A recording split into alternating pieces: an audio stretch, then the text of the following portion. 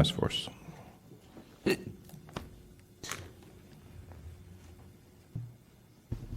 Call the roll. Call the roll, please. Thanks. Matthew Kate? Here. Matthew Kate here. Lila LaHood, not here. Josh Wolf, not here. Rishi Chopra, not here. Luam Tesfaye, late. Bruce Wolf will be late. Rodman Martin. Here. Frank Canada. Here. Matthew Yankee. Here. Fiona Hensey. Fiona. Present. Vice Chair Hyland. Here. We have a quorum. Any agenda changes? Seeing none. Next item, please. Item number 2, approval of the minutes from the Sunshine Ordinance Task Force November 7, 2018 meeting. Anybody have any edits or changes? Ooh. Can we take that by acclamation? Would you like me to call the roll? I think we can take that by acclamation. Thanks.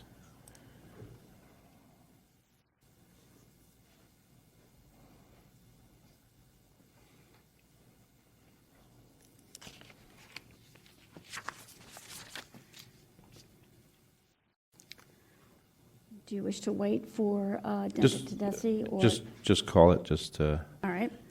Item number 3, file number 18012, complaint filed by Denta Tedeschi against Lori Mazzola, City Hall Building Management, for allegedly violating Administrative Code Section 6725 by restricting access to all meetings of any policy body in City Hall. I don't see Mr. Tedeschi here. Do I see the respondent here? Okay. Hold on, we're just going to decide what we're going to do with this. Just give us 1 second here. And we have 2 cases by Mr. Tedeschi, back to back. Have we heard from him? Madam Clerk, have we heard from him? Has he? I haven't heard anything from him. Okay. I didn't hear that he wouldn't be here. He usually Yeah. appears. Yeah, I know he has issues sometimes getting here physically, so that might be what's going on. I don't know. Mm-hmm. If you know that Josh Wolf present at 4:05.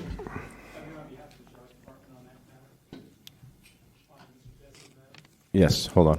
We might move this. So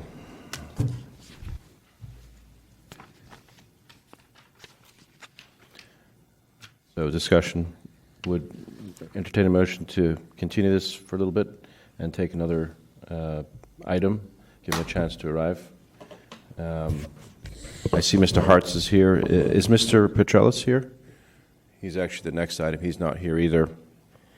Yeah.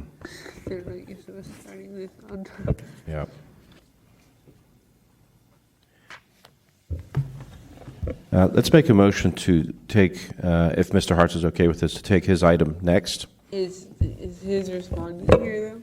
Good question. Mr. Hartz, is your respondent here? Do you know? I'm here from the mayor's office. Okay, great. All right. Yeah. Are you both okay with that? Yep, okay. So I'm going to make a motion to take item 6 next, and then we're going to loop back to item 3. Hopefully that won't delay the other 2 gentlemen too much. Do I have a second? Second. Okay, let's take a roll call. Public comment on that motion? Seeing none, take a roll call.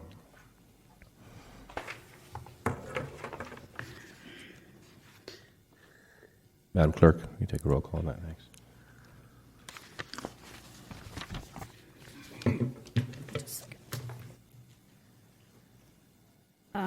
Member Yankee? Yes. Member Yankee, aye. Member Martin? Aye. Member Martin, aye. Member Wolf? Aye. Member Wolf, aye. Member Tesfaye, not up here. Member Canada? Aye. Member LaHood, not here. Member Kate? Aye. Member Kate, aye. Member Hensey? Aye. Member Hensey, aye. Chair Wolf, not present. Vice Chair Hyland? Aye. Okay, the motion passes. We'll be hearing Mr. Hartz first. Yes, item 6, please.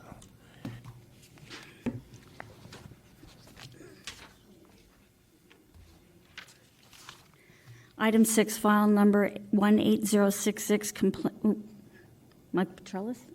You mean Mr. Hart's? Number 6. I believe it's item 6. It's 7. Oh, I see. I'm Item looking. 7, I'm looking at sorry. your notes where it's 6. So item 7, correct. Item number 7, file number 17087, complaint filed by Ray Hartz against the Office of the Mayor for allegedly violating Administrative Code Section 6731 by failing to administer and record and coordinate the implementation of the provision of the Sunshine Ordinance for departments under the control of boards and commission appointed by the mayor. Okay. Mr. Hartz. What's the procedure now? It's been so long and it's changed so often, I don't know. How long do I get? I believe it's 5 minutes. 5 minutes, okay. Yep. My name is Ray Hartz, and if you look on page 163 of your packet, you will see a listing of 33 of the 36 orders of determination I hold from this task force. Each one of those is a finding against some branch or individual in city government for either interfering with my right to speak at public meetings or failing to provide public records. In this particular case, we're talking about the mayor. And correct me if I'm wrong, but in the packet, the only thing I see from the mayor's office is on page 294, which is a response from last year. And I don't see anything more recent. And I'd like to say that, number one, the letter mischaracterizes my argument.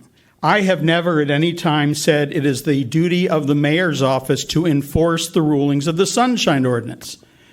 I know enough about the Sunshine Ordinance that it's the Ethics Commission's job to do that. But we also, you included, know that the Ethics Commission both can't and won't do it. The only time they have ever tried was against Jewel Gomez, the former president of the Library Commission. They voted unanimously to recommend that she be removed for her behavior. It went to the mayor's office, and the mayor ignored it. A year later, we got them to send another letter to the mayor's office and said, what happened to our recommendation? And not only did he ignore that inquiry, he reappointed her to another term as president. If you read the section of the ordinance that I cited, what I have said is it says that it is the responsibility of the mayor to ensure that those he appoints follows the Sunshine Ordinance. Not enforce the orders of determination or anything else, but that they do it. And I am a holder of 10 orders against the San Francisco Public Library and or Library Commission, where this task force has found that they have violated the ordinance. Now, either the mayor is asleep, which I don't think so, or the mayor's office simply doesn't want to deal with this issue. I don't have any doubt, and I would like to know if any of you have any doubt, that if the mayor or someone from the mayor's office picked up the phone and either called the president of the Library Commission or the head of the library and said, what are these 10 orders of determination, that they wouldn't give a better response than they have over the last 10 years that I've been fighting with them. And that's what I'm saying, is that it is the mayor's job under the ordinance to ensure that the people he appoints, and he appoints the library commissioners, every single one of them, and he appoints the head librarian. So basically, he has total control over those folks, and if he wanted to, he could get them to follow the law. Now, in this letter, I'd also say it's totally a mishmash of disingenuous garbage, because he takes each case and he said, well, he's either saying, number one, the task force got it wrong, or number two, it went to the Ethics Commission, and the Ethics Commission said there was no violation. Well, we know that's what they do. They have done that with every single order that has ever been sent to them, except for the one I noted earlier. So that's not even due process as far as I'm concerned, because the law says they're supposed to enforce them, but they won't. So I'm going back and saying it's the mayor's job to ensure that the members of the Library Commission and the head of the San Francisco Public Library responds appropriately to records requests and to allow public comment. And I have 10 orders of determination. Those are the facts. Not this, Mr. Hartz is, he's trying to do this, and I sometimes get the feeling that they want to portray me as a villain out of a Marvel comic. But I have nothing better to do with my life than spend my time going after these agencies. What happens is, number one, I go to a public meeting, and when I get up and say something they don't like, they come up with 20 different reasons why I'm not allowed to say it. Words I'm not allowed to use, any excuse under the gun. And half the time, these are lawyers. Ask about the finding I have against Quentin Kopp on the Ethics Commission for violating my right to free speech. And as far as the orders regarding public records, we have one order there that dragged on for 2 full years before I got a final response. I petitioned the city attorney's office, the custodian of record, twice, and both petitions were denied. So if he says that they respond in an appropriate manner, he is doesn't have any idea what he's talking about. Thank you. Anybody in support of the petitioner? Seeing none, the respondent, please approach.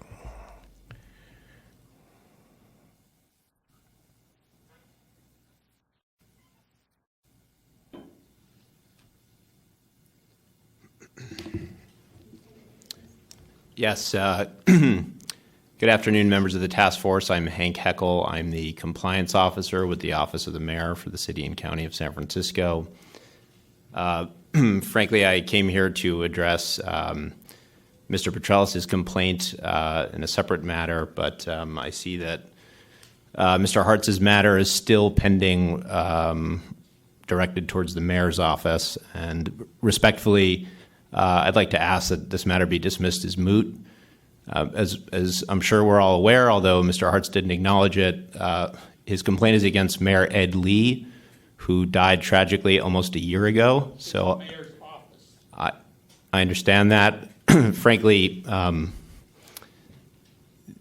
the merits of Mr. Hartz's complaint are not clear. He's talking quite generally about the duty of the mayor's office to ensure compliance with the Sunshine Ordinance, including with respect to members of the Library Commission and the director of the library. I mean, that's all well and good. I didn't hear anything specifics regarding particular failures on the part of that department, or the library or the Library Commission to comply with specific requests from Mr. Hartz or anyone else. So, quite frankly, I'm at a loss as to what the basis of Mr. Hartz's complaint is, and I would also offer that the complaint is moot, as it is not lodged against the current mayor, and the current mayor had no involvement in any of the matters that Mr. Hartz is referencing, or has not been asked to look at any of those matters.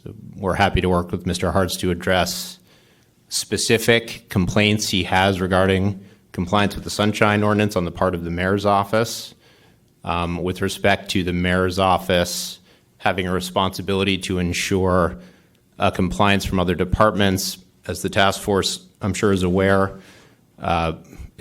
we've been advised by the city attorney that each department handles Sunshine requests directed to that specific department. Given the size and scope of the city government, it would be entirely too cumbersome for one department to be responsible for requests to every other department.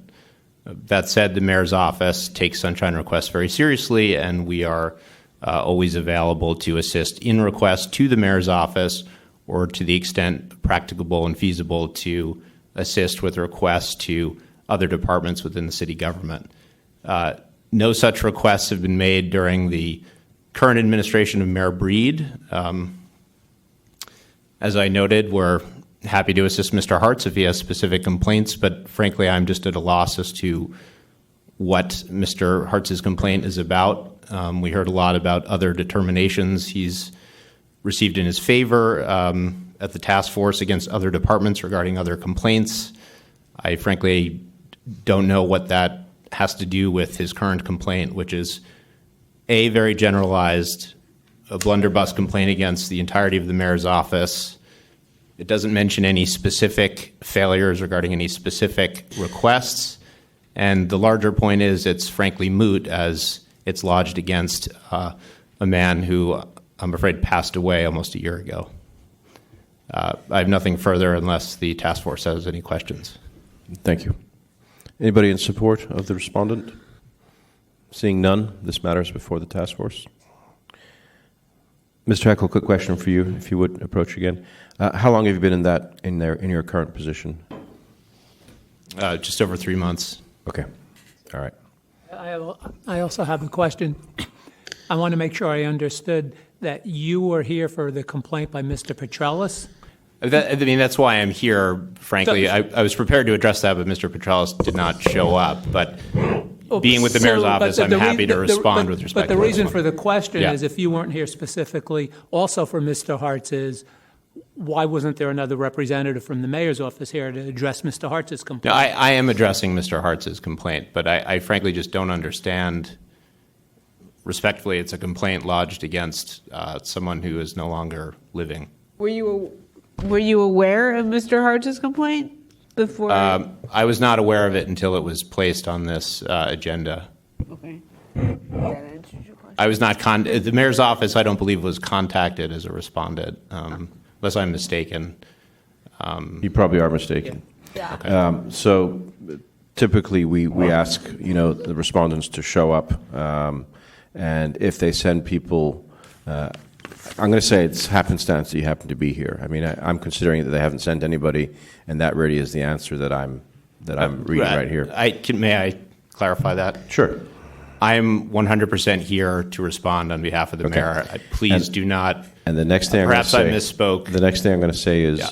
the person that is here is not qualified to respond because there's a long history here of cases. So, and you've only been on the job 3 months. So, respectfully, just keep that in mind. I mean, there's a lot of history here. There's a lot of, and your reading of the Sunshine Law is a little troubling in my eye. But we'll get more into that.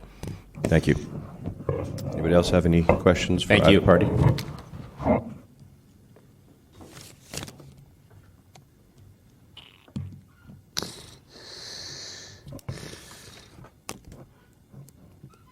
Any thoughts, discussions, members?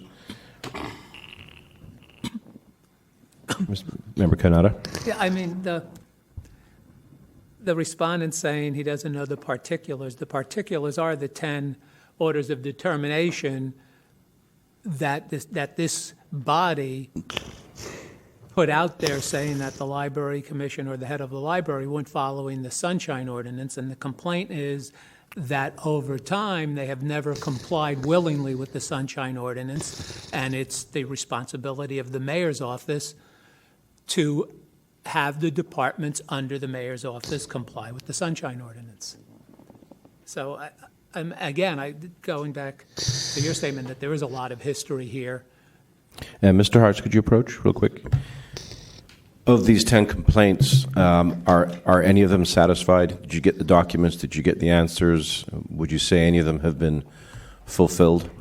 Well, eventually they were all fulfilled. The one for public records dragged out for 2 full years. As I mentioned during my presentation, I had to petition the supervisor of records in the city attorney's office for an order to release the documents. I did that after waiting a year, and they denied the petition. I waited another year and petitioned them again. They denied that petition. In fact, if you look at the list of determinations, you will see there a deputy city attorney was found by the task force in violation of the ordinance because she denied those petitions and acted as counsel for an organization trying to withhold public records. Okay. I mean, basically, your argument is the buck stops here type argument. If all else fails, this is where it should. The office of the mayor is ultimately responsible. Is that what you're saying? Right. In other words, if you have 10 times when the task force has found that the San Francisco Public Library and or Library Commission violated the Sunshine Ordinance in regard to either my free speech or my request for public records, and the mayor's office simply wants to ignore that, then I don't believe that under this section of the ordinance they have the right to do that, not just sit there and just say, well, if the library wants to do it. And his argument that, well, it's a big government and you can't expect the mayor's office to handle everything. Well, I certainly can, if you read this section of the ordinance, expect them to have some control over the library commissioners, which the mayor appoints, every single one of them, and the city librarian, who he also appoints and as a city department head. Member Canetta? I was going to say, as a task force, we at present we have certain, I guess, tools of enforcement, if you like. We can pass it up to the Ethics Commission, to the city district attorney, who ultimately would do any enforcement. There's some talk of that changing, but as we stand now, that's kind of the limits of what we do. And I believe, Mr. Hartz, we did send one or two of these up to the Ethics Commission, as you observed, and basically that's where it stopped. So there's certainly an interesting angle, of showing this, I guess, a pattern, if you like, and questioning, where does the responsibility fall. But I have to say, short of having an actual open case for them to act on, what would you like us to do? I'd like you to find the mayor's office in violation of this section of the ordinance for going for a period of 10 years with repeatedly having the task force find violations and them repeatedly ignoring it. Okay, there it is in a nutshell. Mr. Heckle, sure. I'd like to press? Yeah, absolutely.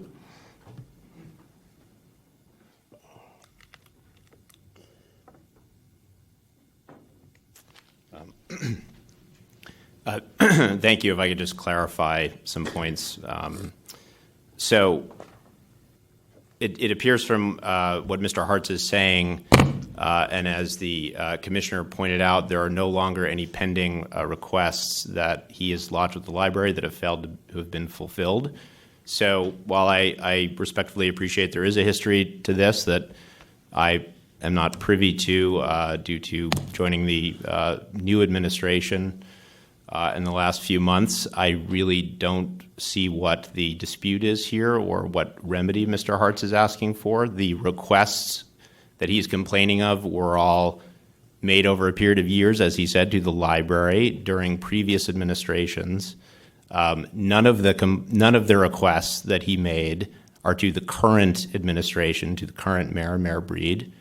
The requests that he made to previous administrations, as he noted, have been fulfilled. So I'm sympathetic to whatever difficulties Mr. Hartz may have had in getting those requests fulfilled, but I don't see the purpose in seeking some kind of sanction against the current administration that had no involvement in these requests when the previous requests have been fulfilled, so they're moot on, his complaint is moot on that basis. And I would also offer that it's moot on the basis that it relates to previous administrations, including the late Mayor Lee's administration, and it does not relate to any of the practices of the current administration. And we make every effort in the mayor's office to comply with sunshine ordinances and assist with compliance from other departments in the government. Thank you. I had a question for our Assistant DA, Mark. Looking at the memo, did you prepare this, or was this one of the other? This was prepared by my colleague. Okay. Applicable case law, none, clearly. This is kind of new ground for us. Is there anything you'd like to comment as far as really the legal mechanics of it? And I'd invite the lawyers on the task force to weigh in on that as well. As to 6731, I mean, that's where the plaintiff is looking for a violation.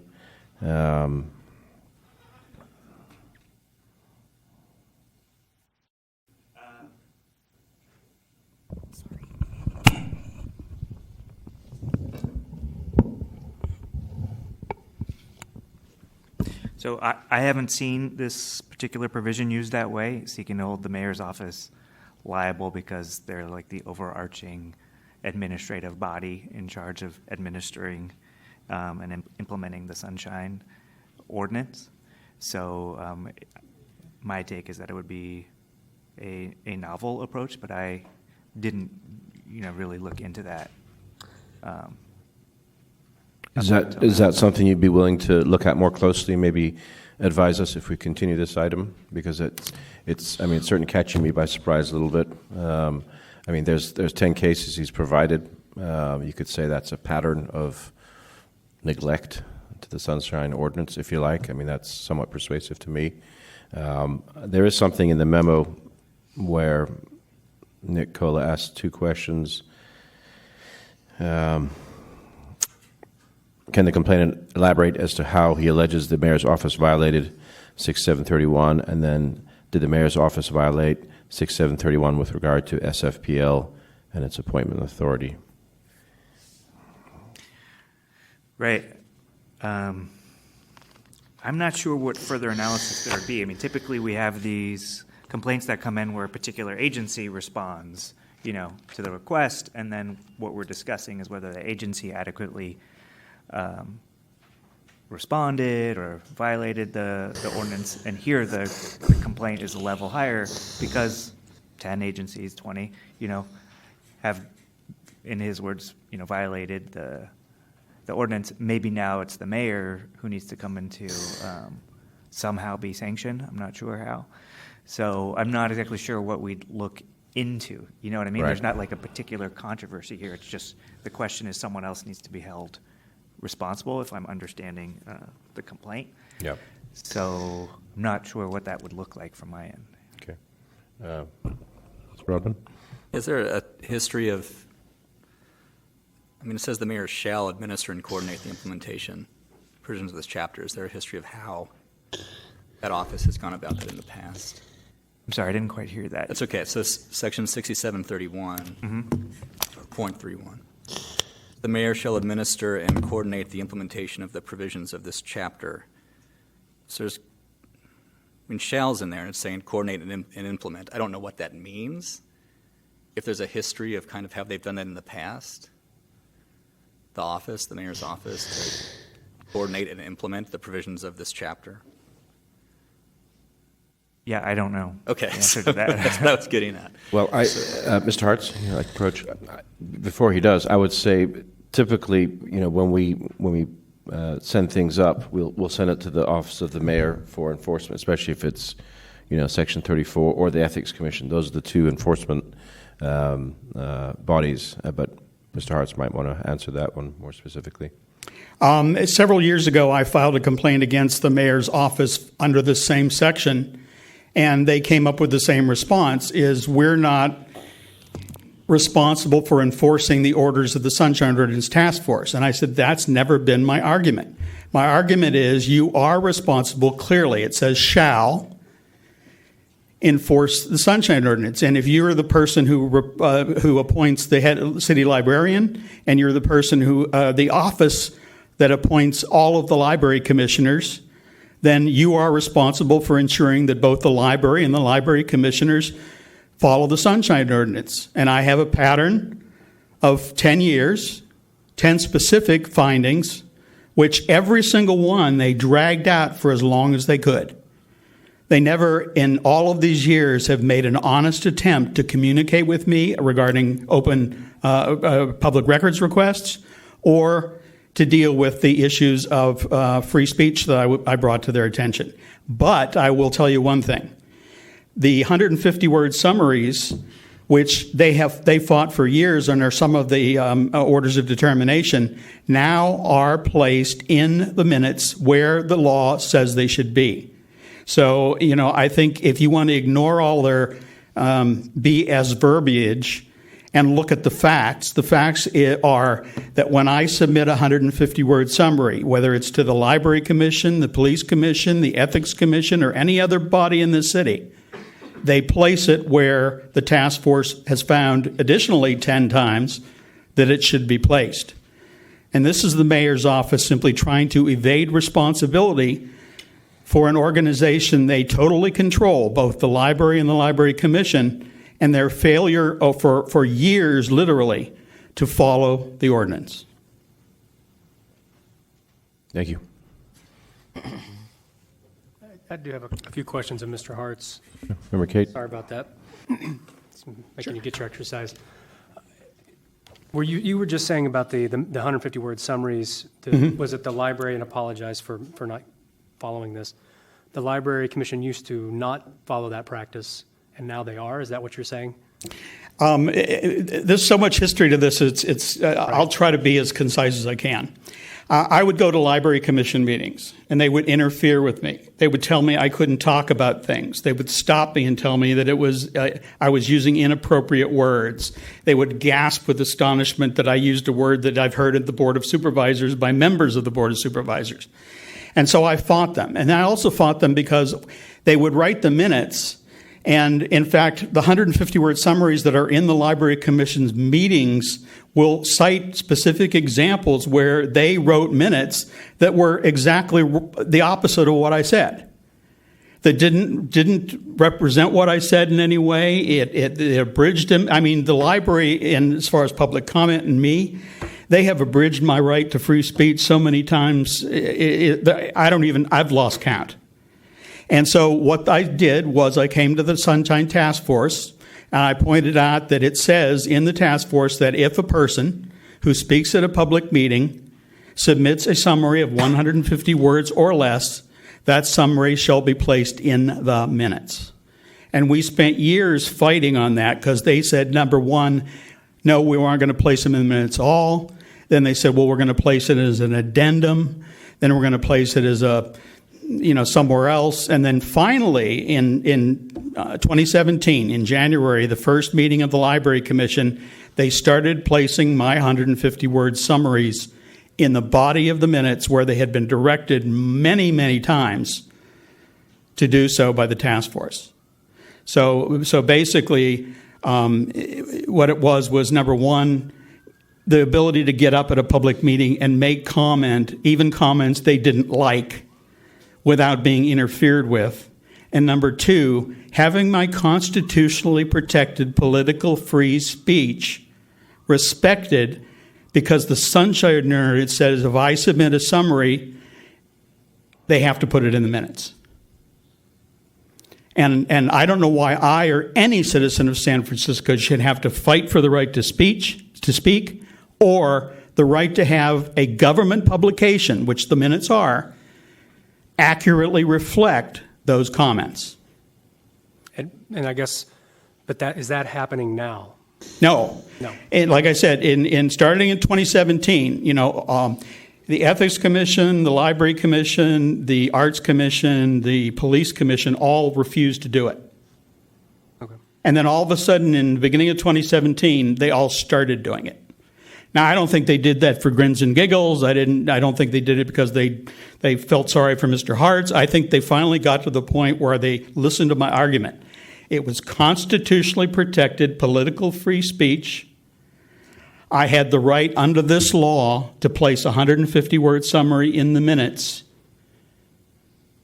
And they refused for years, literally, to do that because they didn't like what I said. And I've said this many times before. All of those cases, the 3 dozen I have now, most of them involve, in addition to violations of the ordinance, Sunshine Ordinance, violations of either the Brown Act or the California Public Records Act. How many, so I understand we've got 10 library-related findings from this task force that you're basing the current complaint on, is my understanding. There's 10 right. over the course of 8 years. Do you know how many complaints you filed against the library over that same period? I'll be honest with you, I've lost track. I would say probably another 10. Okay. But I would like to bring it to mind, and Mr. Hyland can verify this. There have been a lot of cases which I have lost, not because of the facts of the case, but because we had situations where they had a quorum and that was it. And so you had to get 6 out of 6 votes, which is hard to do. Or we had 7 people, and I had to get 6 out of 7, which is hard to do. So a lot of those were on technical grounds rather than any lack of facts or evidence. I think that's it for me. Member Canada? Yeah, I mean, I've heard the word sanctions being thrown out and stuff, and I look at this more not of these 10 cases that have already been adjudicated, but the fact that in the 8 to 10 years that these cases were heard, the mayor's office, not a specific mayor, because this happened over many mayors, the mayor's office turned a blind eye to the fact that one of their appointees was ignoring the Sunshine Ordinance, was not in good faith trying to provide the information requested or to allow people their right to public comment. So I don't think it has to do with these with the adjudicated cases at all. It's the fact that these cases were all followed the same pattern and seemingly were willfully ignored by the mayor's office.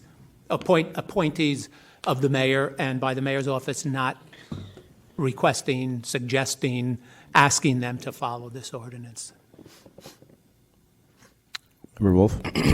So assuming that we do find a violation of 6731, I think it was, what are we looking to do beyond that? I mean, I can see the argument for why it is a violation of 6731, but the issue is basically that the mayor's office has allowed this situation within the library commission and the library's office or department to continue, and I'm not sure how finding a violation of 6731 is going to move the dial in any direction unless, I suppose, we refer it to compliance and amendments and ask them, or I suppose the EOTC would be another way, but what exactly is our game plan here is what I'm sort of getting at.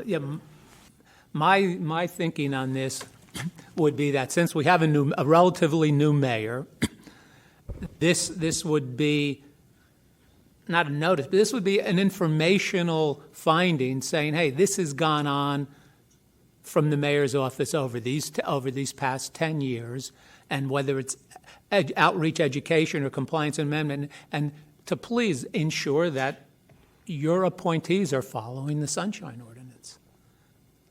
I mean, there's no way you can force anybody to do any of this, right? But it's just putting it out there to the mayor's office, and the only avenue we have to do that right now is by finding a violation. Right.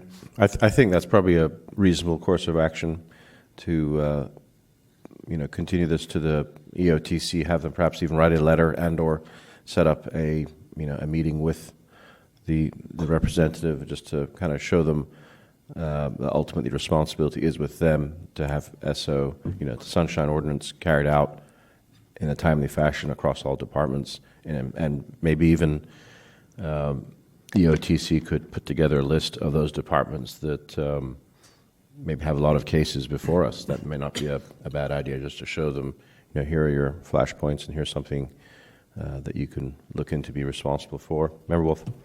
I'm open to EOTC handling it or compliance, but I think we really need to ask ourselves, is this a lack of education issue or an unwillingness to cooperate issue? And I think that is the determination for which of the two subcommittees should follow through. Member Canada? I mean, I think in this case, since the mayor's only been in office for a while, that I won't think it's not willing to cooperate at this point. I'd like to think better of it and say, let's educate them, the office, on the responsibilities. Sounds like a good place to start. Okay. Let's do closing thoughts from both parties, then we'll entertain a motion. Mr. Heckel, you can go first, and you have up to 3 minutes to.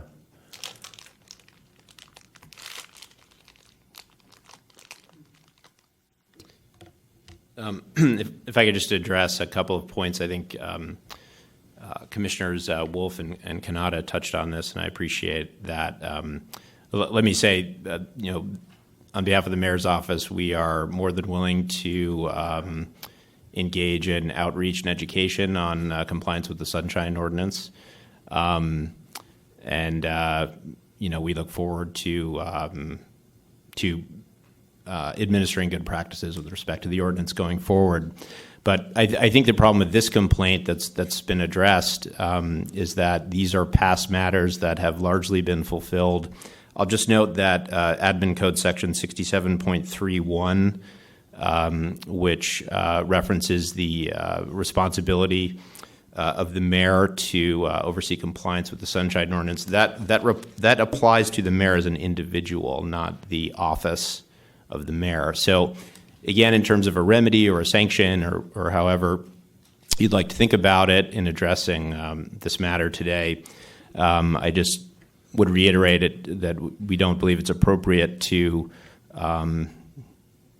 issue any type of sanction against the current occupant of the office, as these complaints predate Mayor Breed's administration. And we look forward on a going forward basis to ensuring compliance with the Sunshine Task Force. Thank you. Thank you. Mr. Hartz? How long do I have? 3 minutes? Yes. This is rather disingenuous. Apparently, he seems to be putting forward the idea that because Mayor Lee passed away, that everything that happened during his administration or prior is not the responsibility of the mayor's office anymore. And that's not the way that it works. Basically, the mayor's office is responsible. Whether it's I did not. Yes, I did put Mayor Lee, but that was a year and a half ago. And the fact that I don't think the fact that I'm here a year and a half later should be held against me or against my case. The thing about it is the mayor's office, as I said earlier, could pick up the phone and talk to the city librarian or talk to the president of the library commission and say, I've had these complaints filed against our office.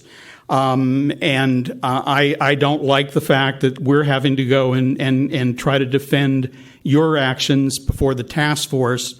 And if they had done that at any point in time, that the head of the library or the library commission, who was ever directing the secretary of the library commission to respond, would have done something to make this happen. But they just, St. Thomas Aquinas says, willful ignorance of what one ought to know is a mortal sin.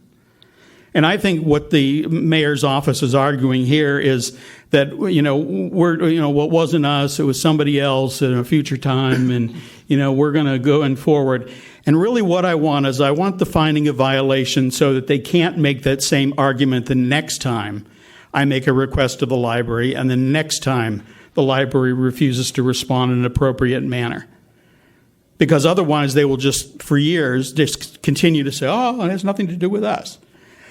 Read what the law says. It says it's the responsibility of the mayor's office to ensure that the board commissioners he appoints and the boards that he directs and the departments that he directs follow the Sunshine Ordinance. I have 10 cases, and he can argue all he wants about the fact of this, that, or the other, but that doesn't change the fact that for years they did not respond appropriately as found by former task force hearings.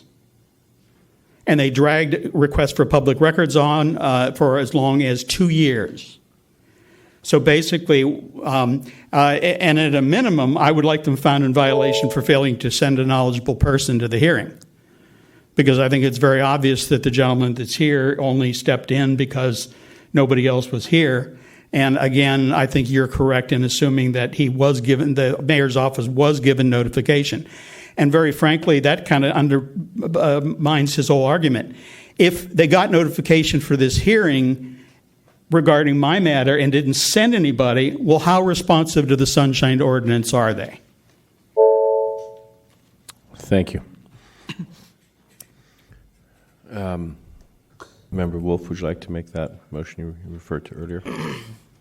Sure, I'd like to go ahead and make a motion to find a violation of 6731. And do I include in the motion referring it to EOTC, or is that up to the call of the chair? I'll do that afterwards. Great. Is there a second? I'll second.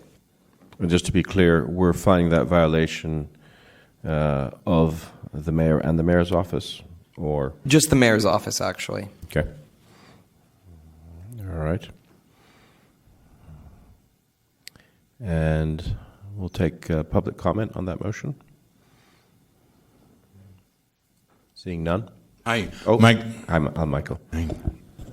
Hi, Michael Petrellis. I want to support Ray in his complaint. These outstanding open records requests with the mayor's office, regardless of who the person is occupying room 200, the delaying tactics, the redactions, the lack of information, and really just the contempt the mayor's office has shown over the years regarding various complaints is part of the reason why I support Ray in his endeavor, and I ask that you vote in his favor. Thank you. Thank you. Any other public comment? Seeing none, if you can take the roll.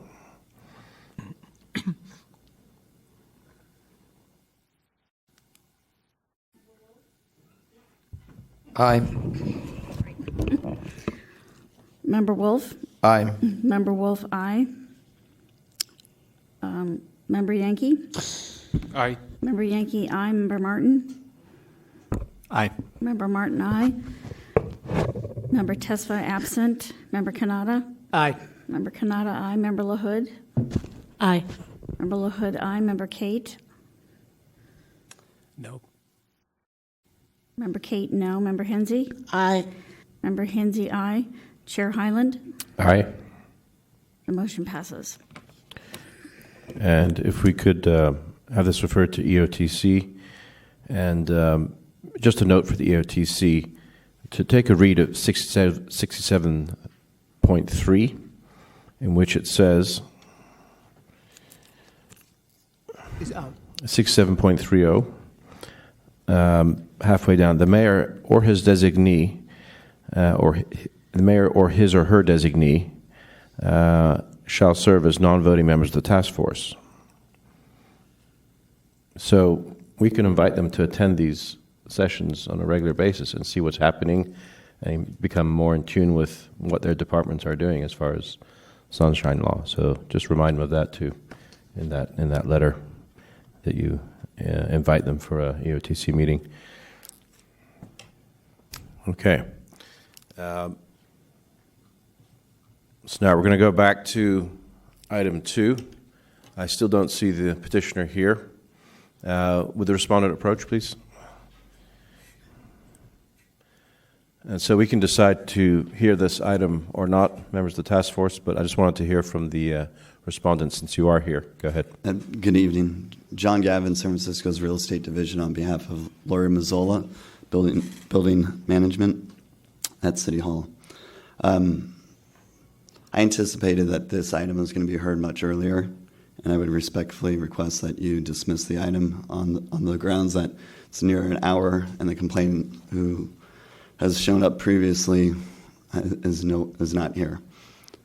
I'm happy to talk more about the item if you choose not to dismiss. Thank you.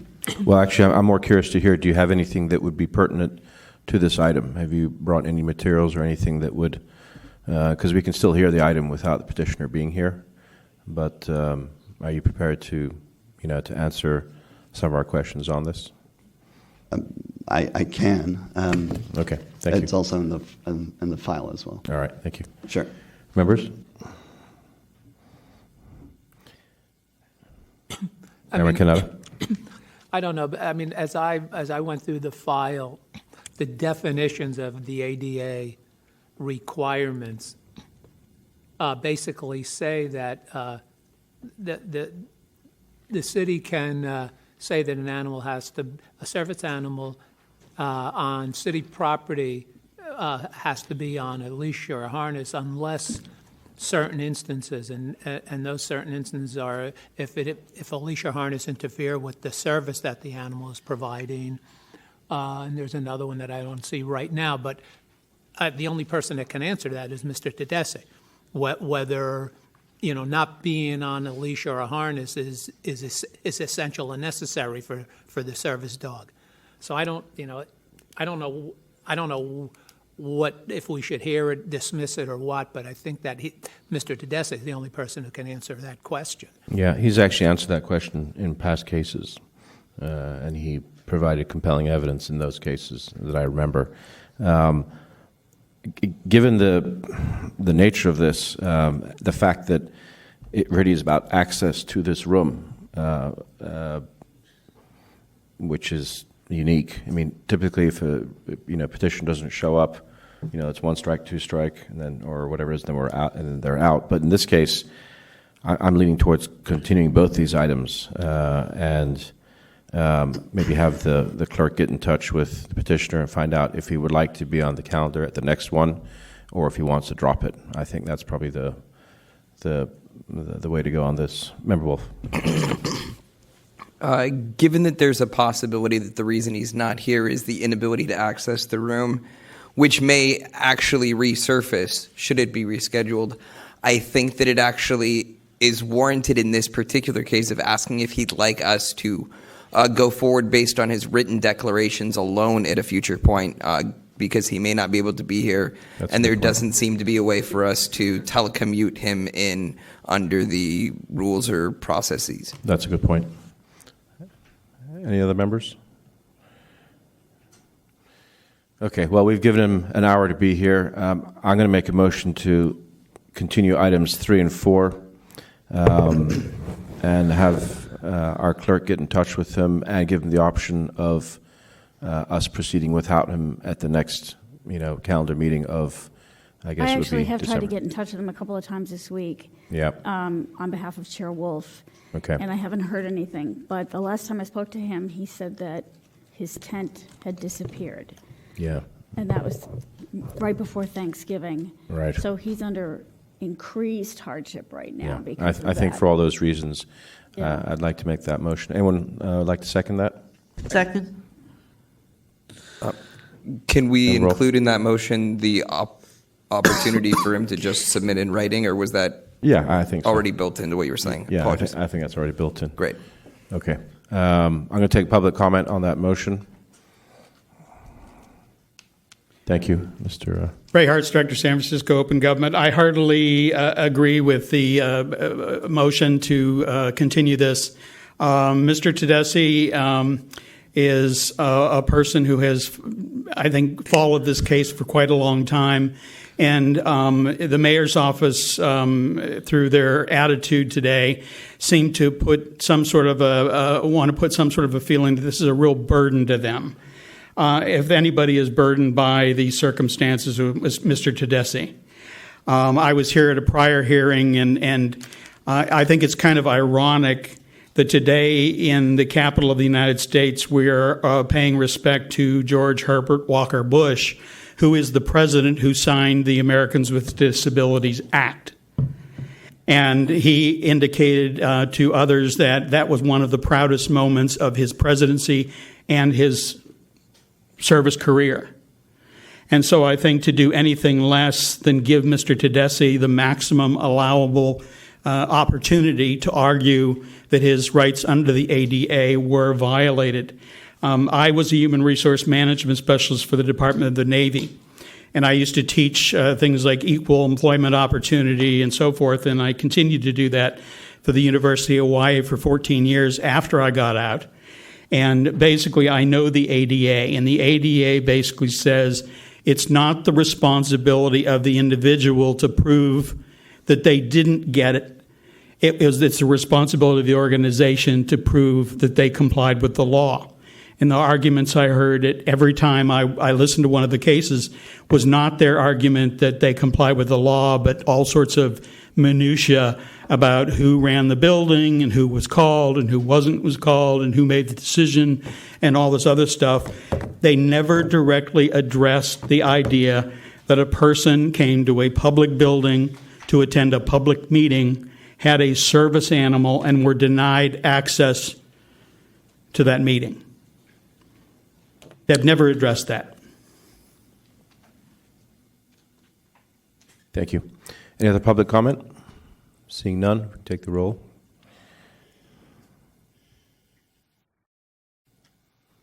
Member Yankee? Aye. Member Yankee, aye. Member Martin? Aye. Member Martin, aye. Member Wolf? Aye. Member Wolf, aye. Member Kanata? Aye. Member Kanata, aye. Member LaHood? Aye. Member LaHood, aye. Member Kate? Aye. Member Kate, aye. Member Hinsey? Oh, aye. Vice Chair Hyland? Aye. The motion continue passes. Okay. And thank you to the two representatives that did wait here for this gentleman to show up. Most likely we'll see you at the next meeting next month. Thank you. It's almost 5 o'clock, but not quite. So I guess we'll hear Mr. Petrellis next. Item 6? Yes. Item 6, file number 18066, complaint filed by Michael Petrellis against the Clerk of the Board of Supervisors for violating Administrative Code Section 6729-1, 6729-5 by failing to maintain and disclose Mayor Breed's complete calendar. Okay, 3-minute limit, right? That's what I get? 5. Oh, 5. No, I'm not going to take that long. So, hi, I'm Michael Petrellis, and I see there are some new faces around the task force. I just want to say that I'm a self-proclaimed public advocate, and I feel I really shouldn't be coming to this body, but I keep coming here to bring as much sunshine to city agencies as possible. So, as a public advocate, I filed a request, an immediate disclosure request in August for then Supervisor London Breed's calendar. And the request was made to the clerk of the board.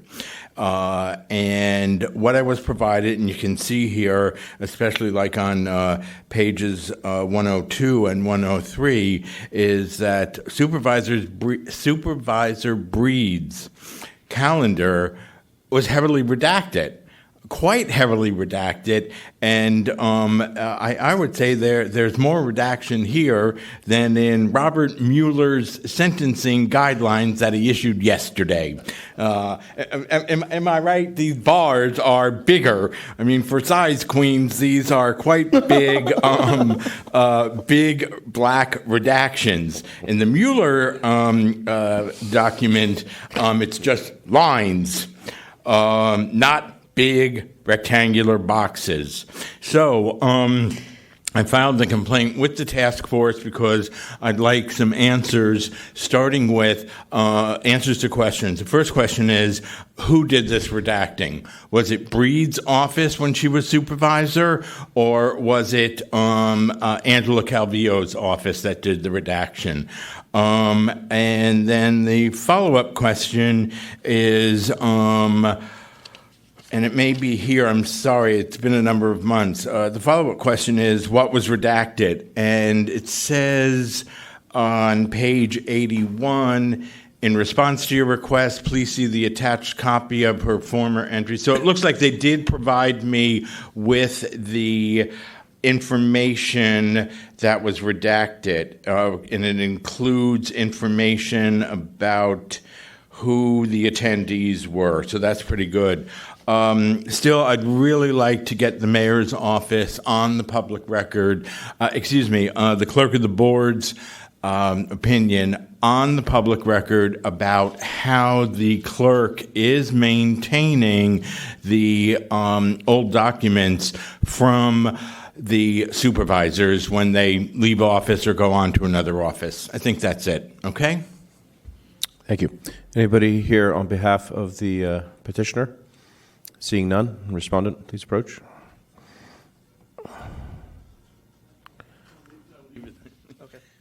Okay, you can move it. Yeah. That's sorry.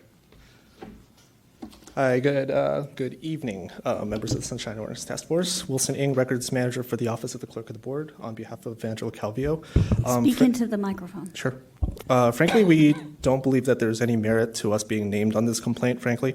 Our office actually went above and beyond, as we always do, and hopefully Mr. Petrellis would agree, that to facilitate and provide him with the records that he seeks. And this isn't our first interaction with Mr. Petrellis, and hopefully he can agree that all of our interactions have been cordial, and we've always provided a comprehensive response.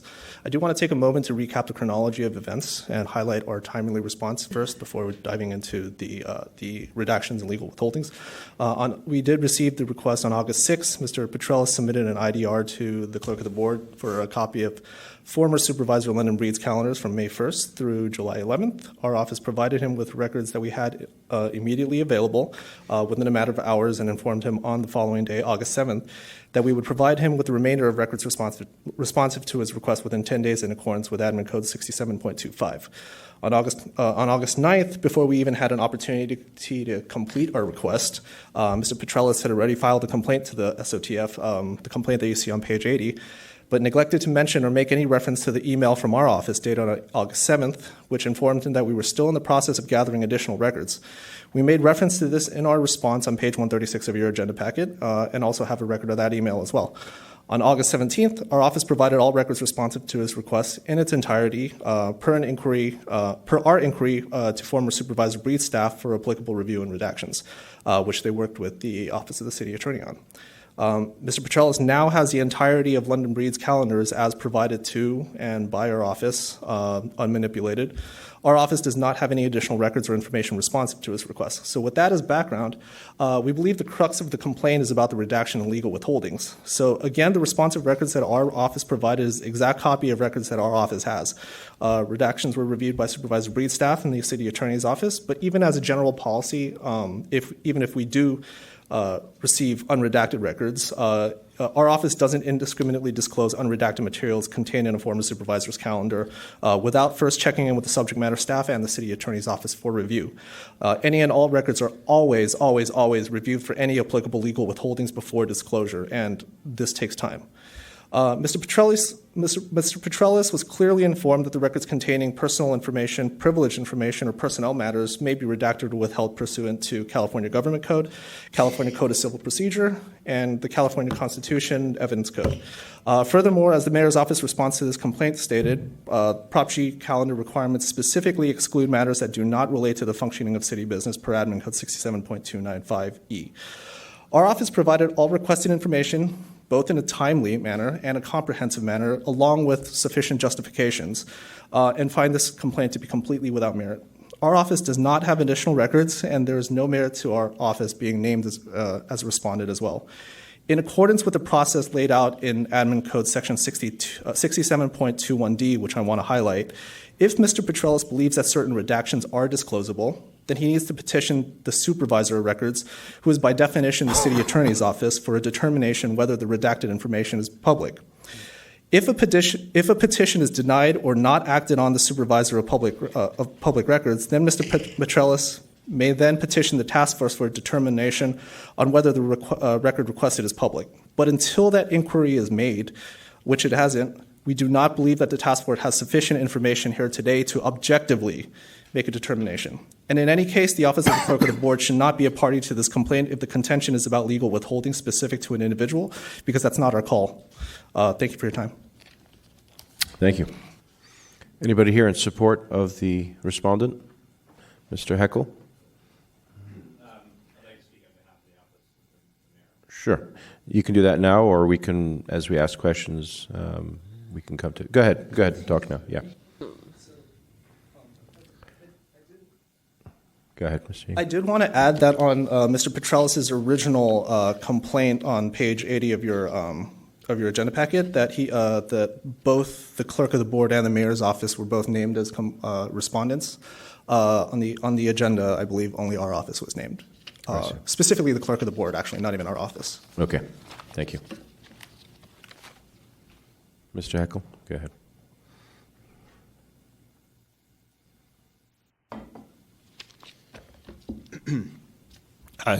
Good afternoon, Hank Heckel, Compliance Officer with the Office of the Mayor, once again to respond to Mr. Petrellis' complaint on behalf of the Office of Mayor London Breed.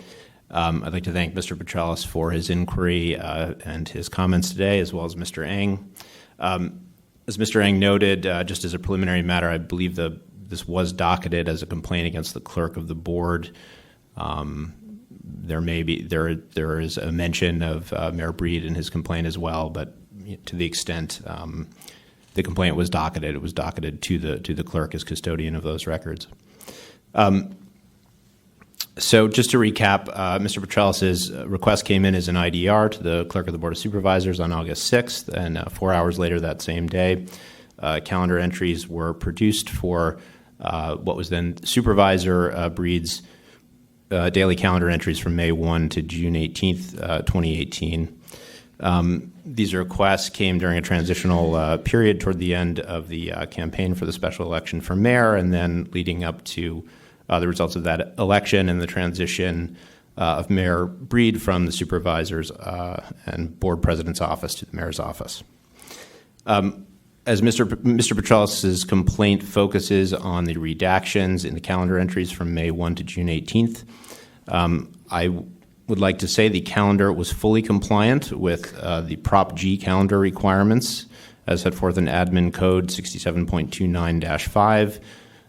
The entries provided the time, place, attendee, and subject matter for all appointments concerning city business. I believe Mr. Petralis acknowledged those details were provided and references page 81 of the file for your review. As to the redactions, we can represent these redactions reflect material unrelated to the functioning of city government that are non-public matters and include various personal appointments. As a general matter, the San Francisco Sunshine Ordinance applies on its face only to any public record or public information, quote, as set forth in Admin Code 67.21a. The California Public Records Act also specifically exempts from disclosure private information, the disclosure of which constitutes an unwarranted invasion of personal privacy. We informed Mr. Petralis of that provision, 6254C, in the California Government Code, and the redactions were entirely appropriate on that basis. And it's our submission that all of the calendar Prop G requirements were fulfilled. And as Mr. Eng said, Prop G 67.295E actually exempts social meetings, non-public meetings, et cetera, from supervisors' calendars. So for that additional reason, these redactions were appropriate. Thank you. Thank you. All right, the matter is before us.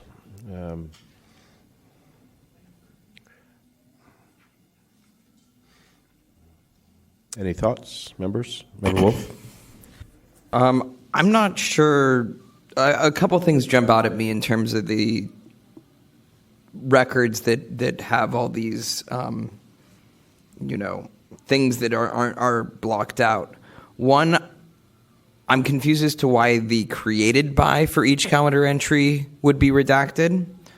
And although I'm sure there's nothing prohibiting our elected officials from maintaining one calendar that contains both their personal and publicly disclosable information, there's a lot of stuff in here that is blocked out, which makes me a little concerned about how this calendar is created, and particularly who created the entries that are blocked out. So assuming that London Breed herself is using a device to put these calendar entries into the calendar that's mixed, I suppose that may not be a mixture of personal and governmental business, but if anyone else is implementing these items into the calendar, so any member of her staff, that does give me cause for concern around the appropriate separation between government and private business.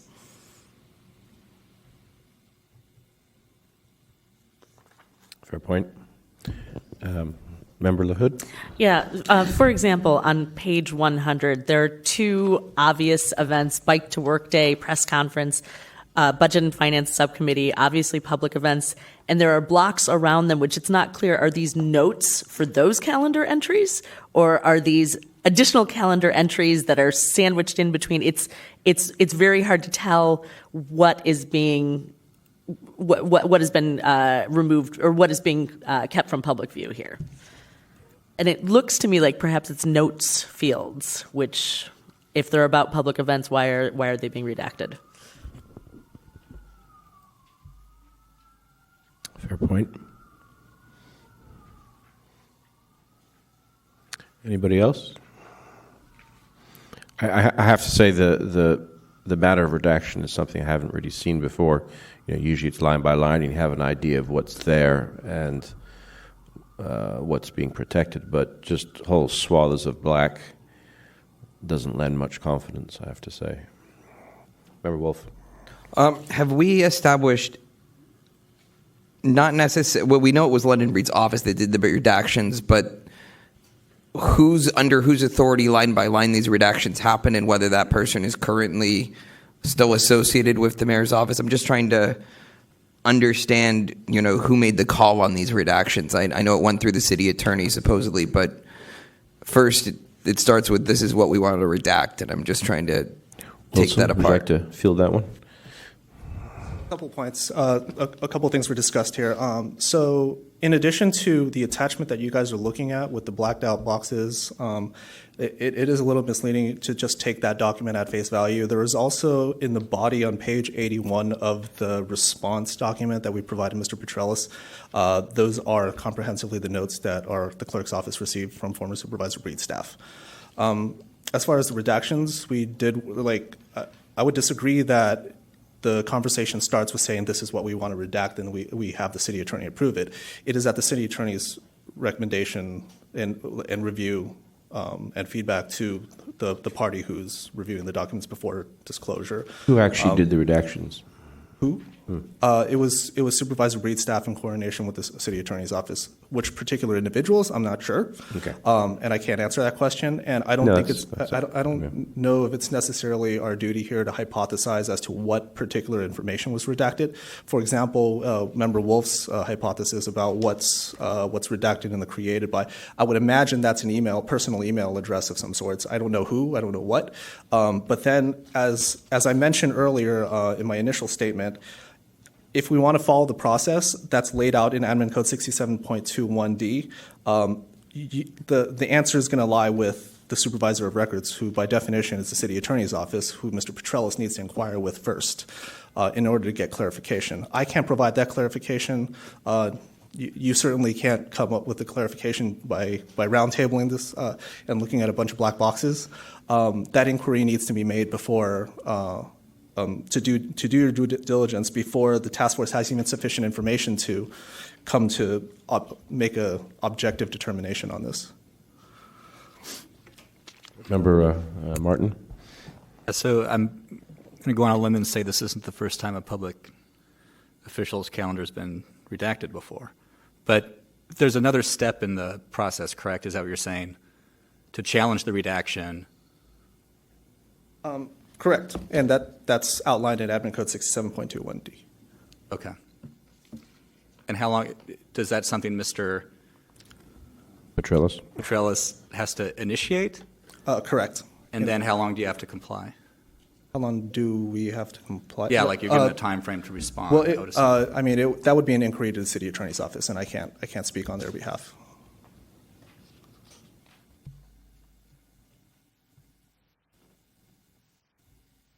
Mr. Petrellis, could you approach? So you've requested a lot of calendars over the last couple of years, and we've seen you before us, and it seems like ultimately most offices do comply, and you get what you're looking for. Do you feel that you haven't got that in this case? That I haven't got what? Haven't got the the information you're looking for. I mean, they did send you what they did send you in a timely fashion. That seems to have happened. But is your objection just the fact that so much was blacked out it really is no information. Is that your position? Okay, I understand your question is, am I satisfied that they provided me eventually with the information? My answer is yes. I am, however, displeased about what was first released to me and the additional steps that I had to take. Okay. So there's a timeliness issue there in your view. Yes. Okay. Thank you. Member Wolf. Mr. Petros, can you? So I'm looking at, 6721D, and I'm curious how you feel about the suggestion of you petitioning the supervisor of records, which in this case Wilson Henning has indicated is the city attorney's office, to make that determination whether the redacted information is public. Do you have any thoughts on that process? That there is the extra layer here that we're talking about. First of all, the then supervisor's office, then the records are turned over to the clerk of the board, and then you're saying the next layer up that they had to go through was the city attorney. Is your question, am I satisfied that there's a third layer to this process? I believe you and I are seeing this situation a little bit differently. As I understand it, based on what I've heard from the representative at the clerk's office, that in order to decide whether or not these redactions are lawful redactions, it falls upon you under 6721D to petition the custodian of records, which I'm a little confused why that's the city attorney, but that's what we've heard today, to petition the city attorney to make a determination whether these redactions are lawful or not, and then assuming they're not lawful, apparently the city attorney would then provide the unredacted copy to you. So I'm curious whether you are open to following through with making this petition to the city attorney, which would then allow us to follow up with this right, once that determination is okay, made. I get it now.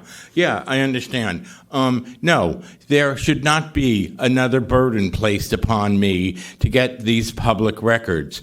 I have no intention of going to the city attorney's office, one, because it's a burden to get these public records, which should have been provided to me in the first place. The other thing is, after years of getting stonewalled by the city attorney's office and feeling he is an adversary of Sunshine, the last thing I'm going to think in my mind is the city attorney and his office are going to be fair to me. I've seen how they've been very poorly represented here and have poorly represented the public, and there's the larger matter of city attorney really never taking any action against the public officials who fail to meet sunshine laws. So back to your question, no, there should not be any more burden on the member of the public who's made the request to get this information. We're talking meetings. I understand, Mr. Petros, but if you can just hear me out.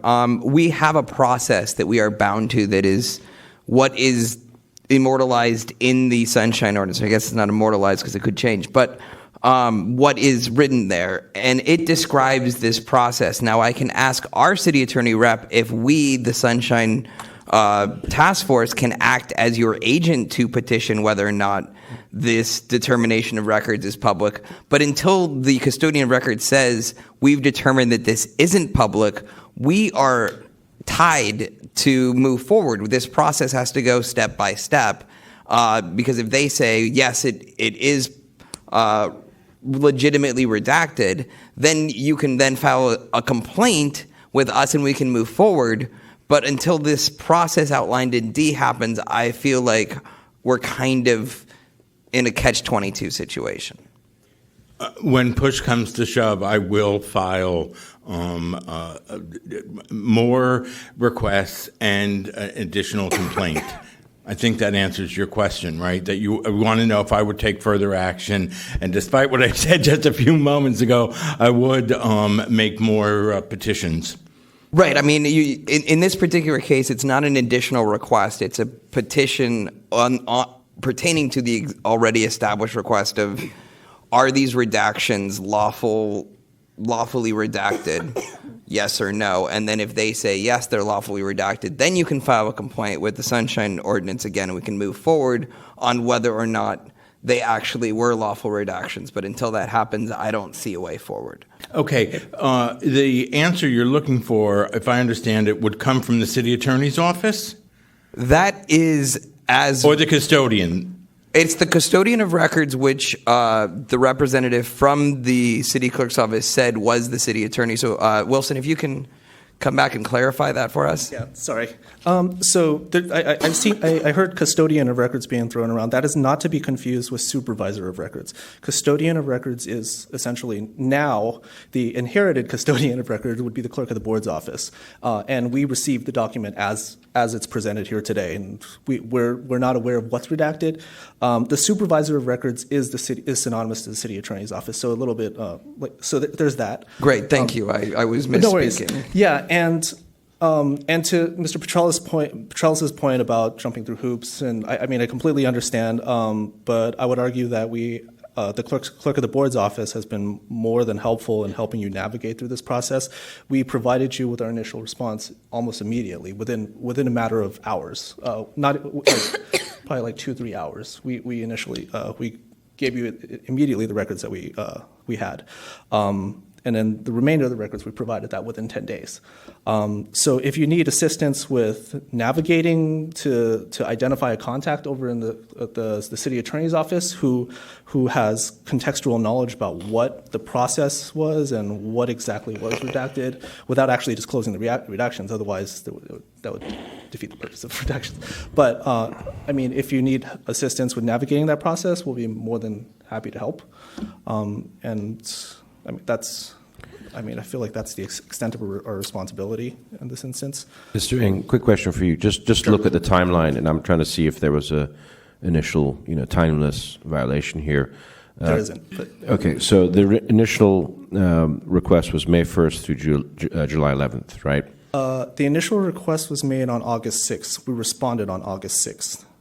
Okay, but the documents asked for was May 1st through July 11th, right? And then we're looking at the summary here on August 9th. So it looks like the documents were provided in two parts.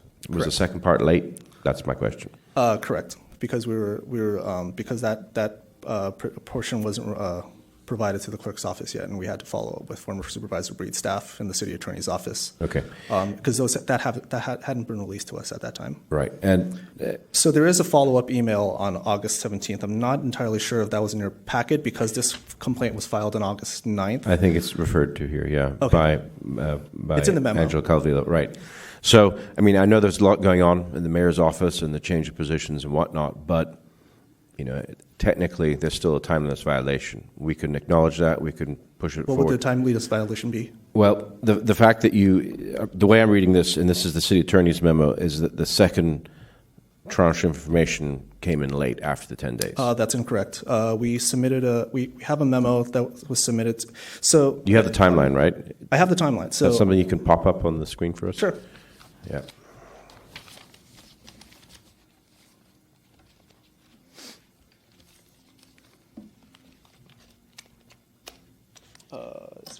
Is there a projector? So as I indicated, I can talk through it really quick while we're being set up. So picture's worth 1,000 words. Hold on one second. Okay, there we go. Cool.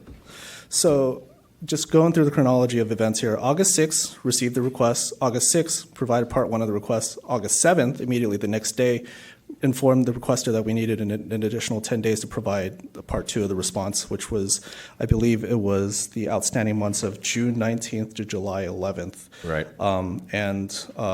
The complaint was filed on August 9th. On August 17th, we provided all records responsive to the request, which is within the 10-day period. Okay. And so on the projector,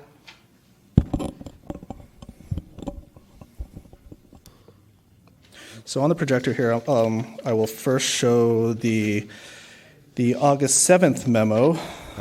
Hold on one second. Okay. Charlotte, I think it needs to be switched to projector feed. Is that something you know how to do?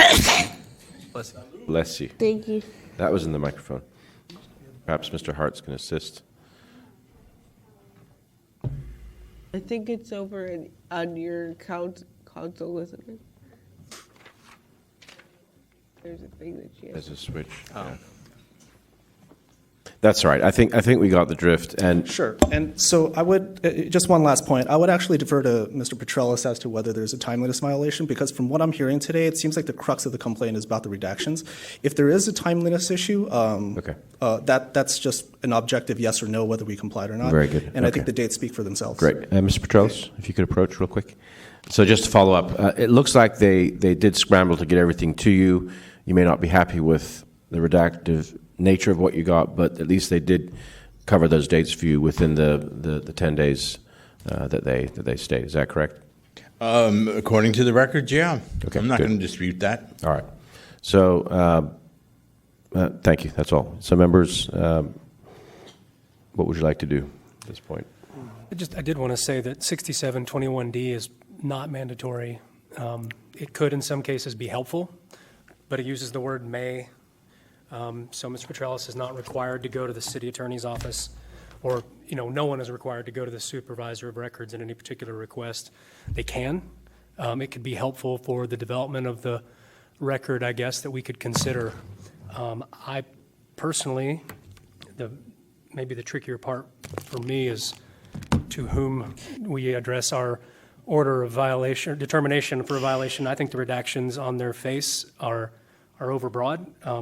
The redaction of the created by individual who's creating the calendar for the mayor is certainly relating to the public. I hate to be so technical about it, but the little squares on the time entries, even if the rest of that information is privileged and not public, if a whole day's worth of privileged non-public events are happening on the mayor's calendar, I think that's public information that should at least be indicated by a bunch of little rectangles or squares on the calendar. So I personally think that the redactions are overbroad and more than necessary and redact public information.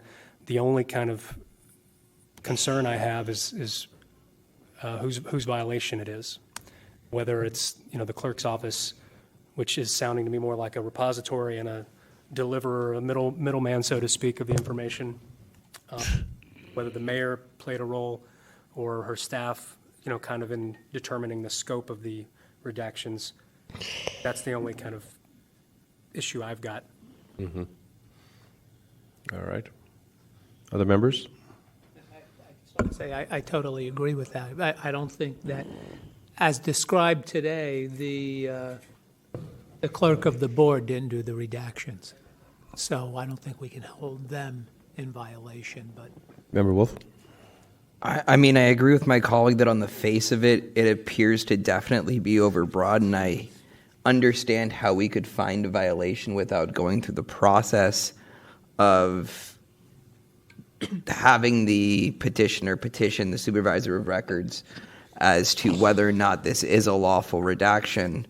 At the same time, I personally would feel more comfortable making that ruling after that step had been made and feel that perhaps the best approach is to continue this, refer it to one of our committees. Meanwhile, Mr. Petrellis can move forward with petitioning for this redacted material to be unredacted.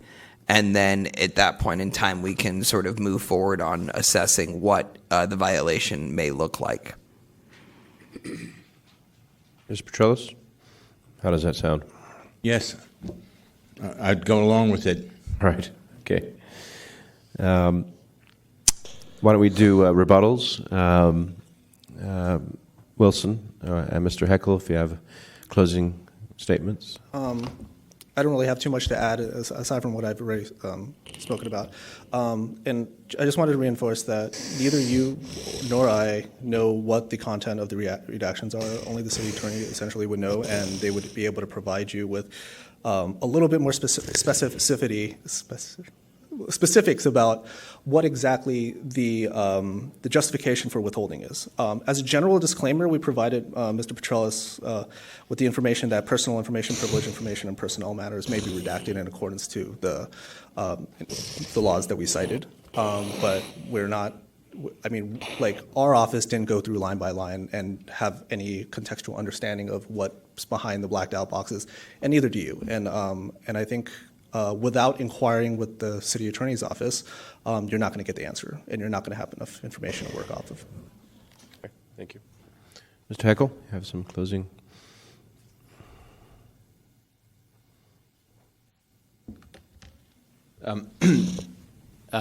Again, we are glad to work with Mr. Petrellis on the process. What I understand is on the table, per Commissioner Wolf, is to continue this matter to allow time for Mr. Petrellis to seek further inquiries pursuant to 67.21D with the City Attorney's Office regarding the propriety of the redactions, which were made in consultation with the City Attorney's Office.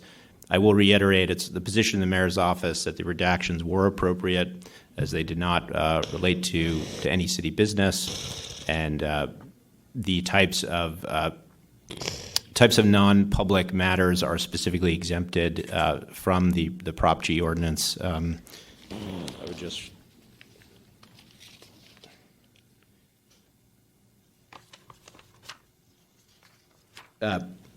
would just cite to 67.29-5A, which specifically points out exempts purely personal or social events from from a supervisor's calendar, and of course we're dealing with the time during which Mayor Breed is a supervisor.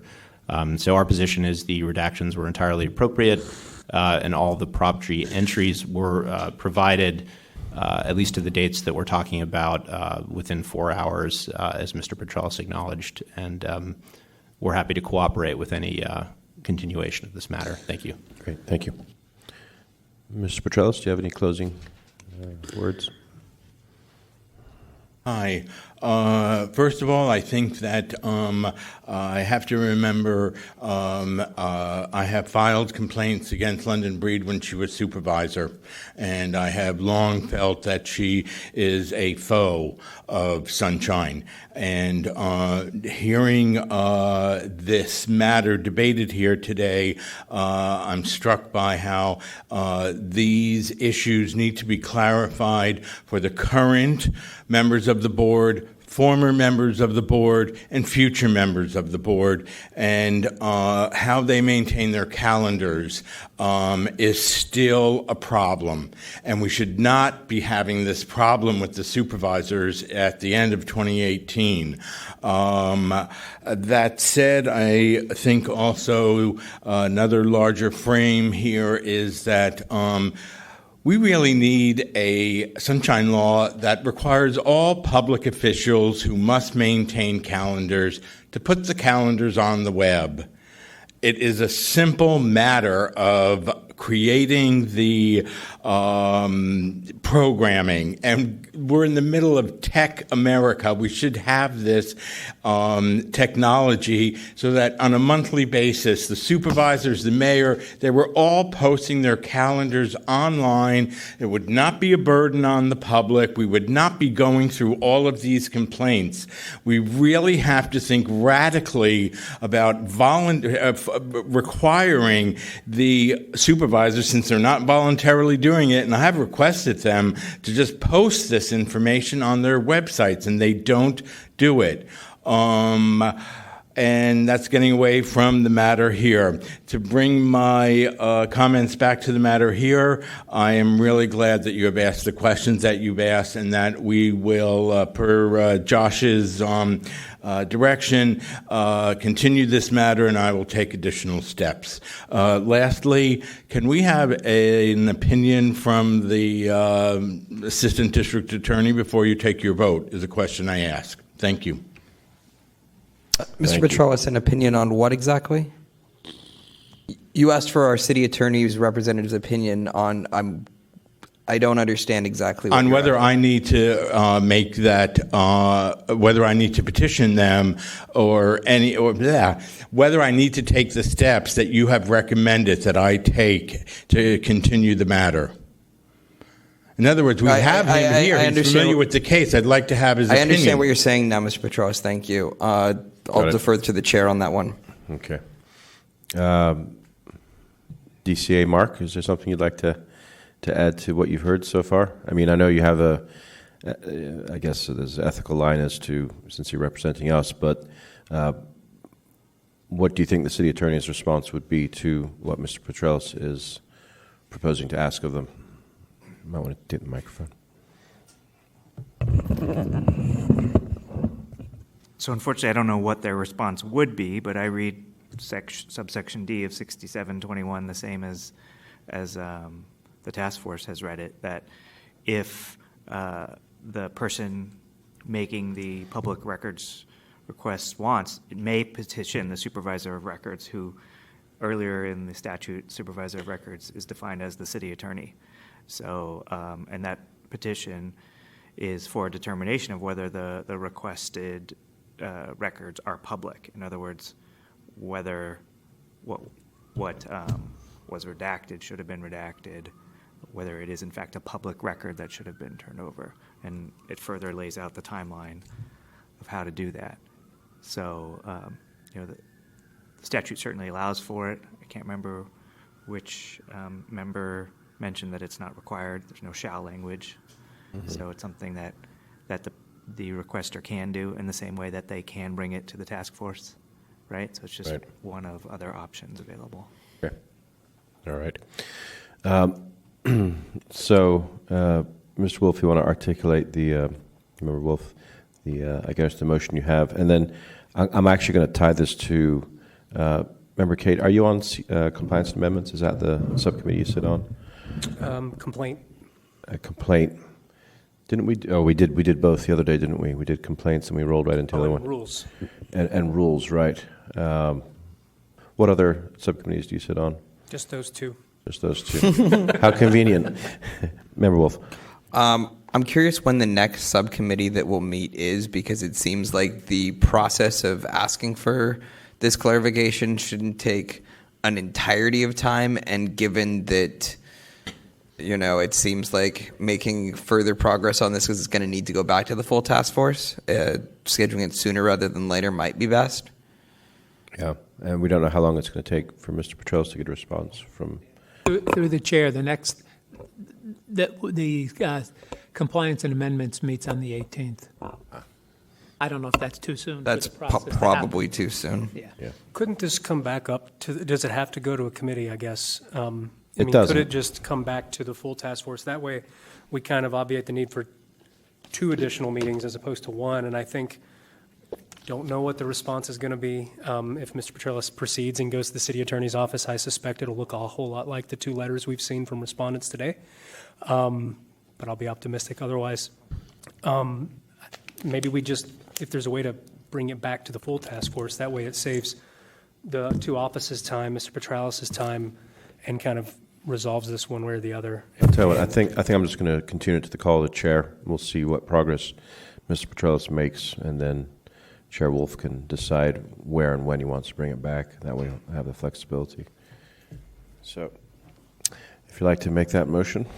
In that case, it's just a motion to continue the item. Okay, do I have a second? Yeah, second. Member Kanata seconded. Public comment on that motion? And just, if you could note that Member Tesfaye is here. Members of the task force, Ray Hartz, Director, San Francisco Open Government. Pardon me if I sound a little big-headed when I say it. I've got a lot of experience with the Sunshine Ordinance. And I'd say number one is the presentation today. I'm not exactly sure who's presenting what on whose behalf. We have somebody from the mayor's office. We have somebody from the Board of Supervisors.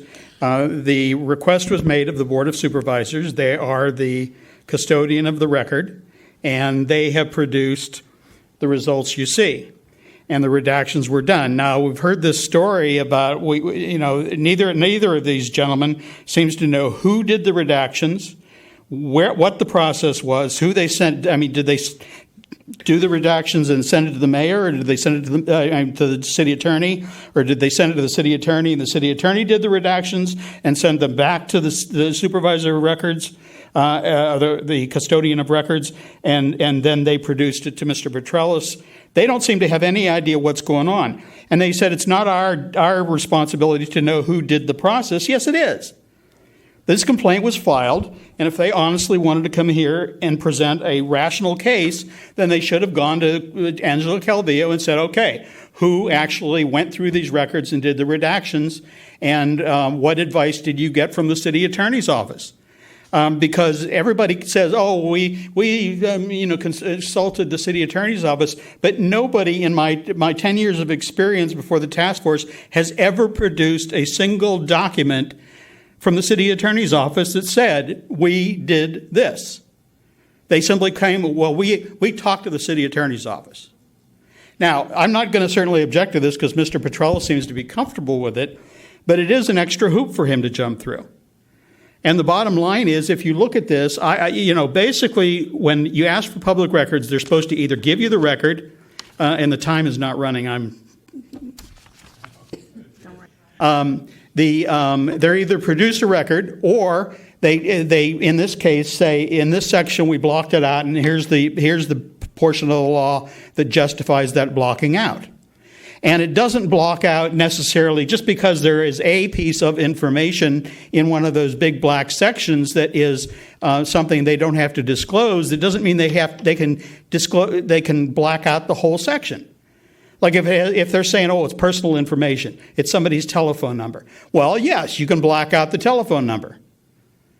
But you can't black out the rest of the thing and simply say, oh, well, there's personal information somewhere in there.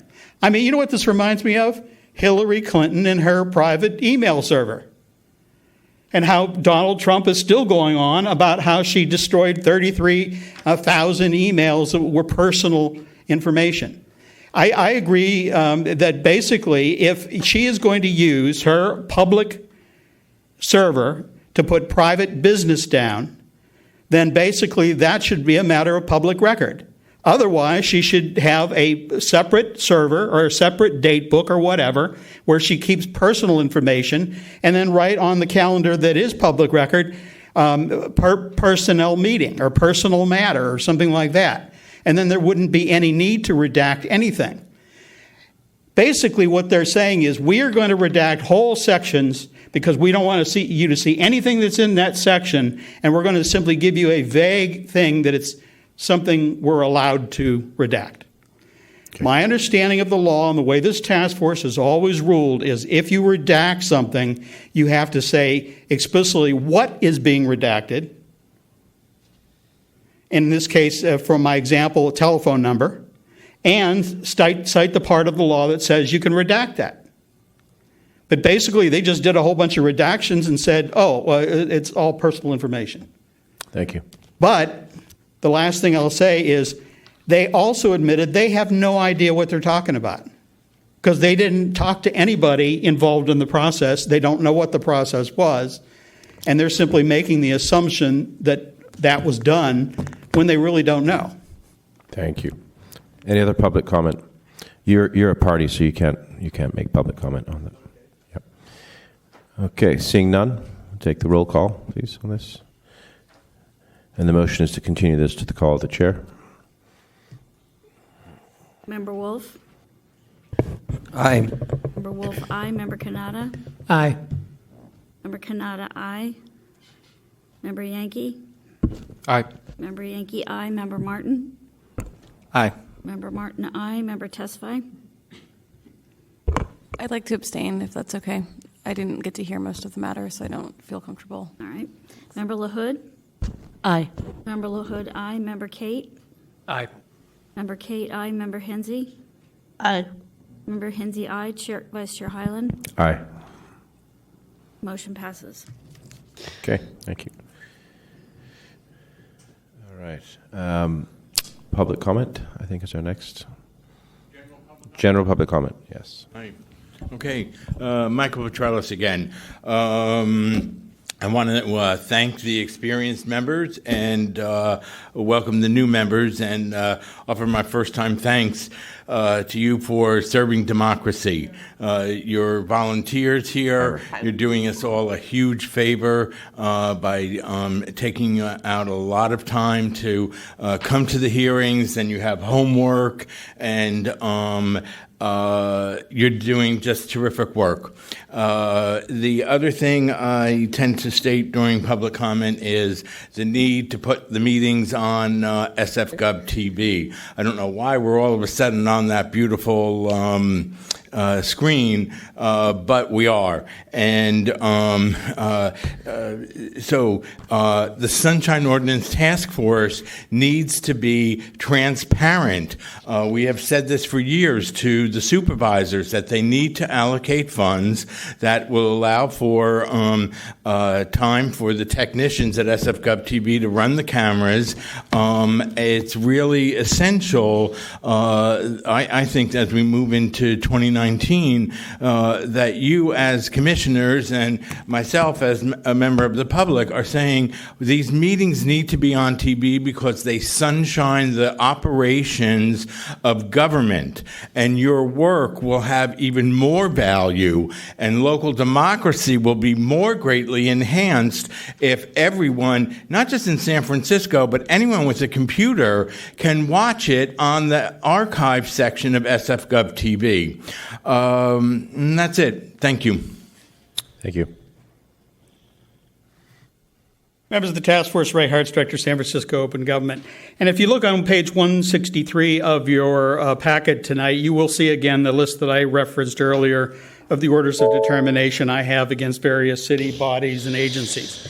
And you'll see there are several against the city attorney's office, numbers against the library, against the clerk of the board, against the Board of Supervisors, Mark Farrell, Eric Marr, President London Breed.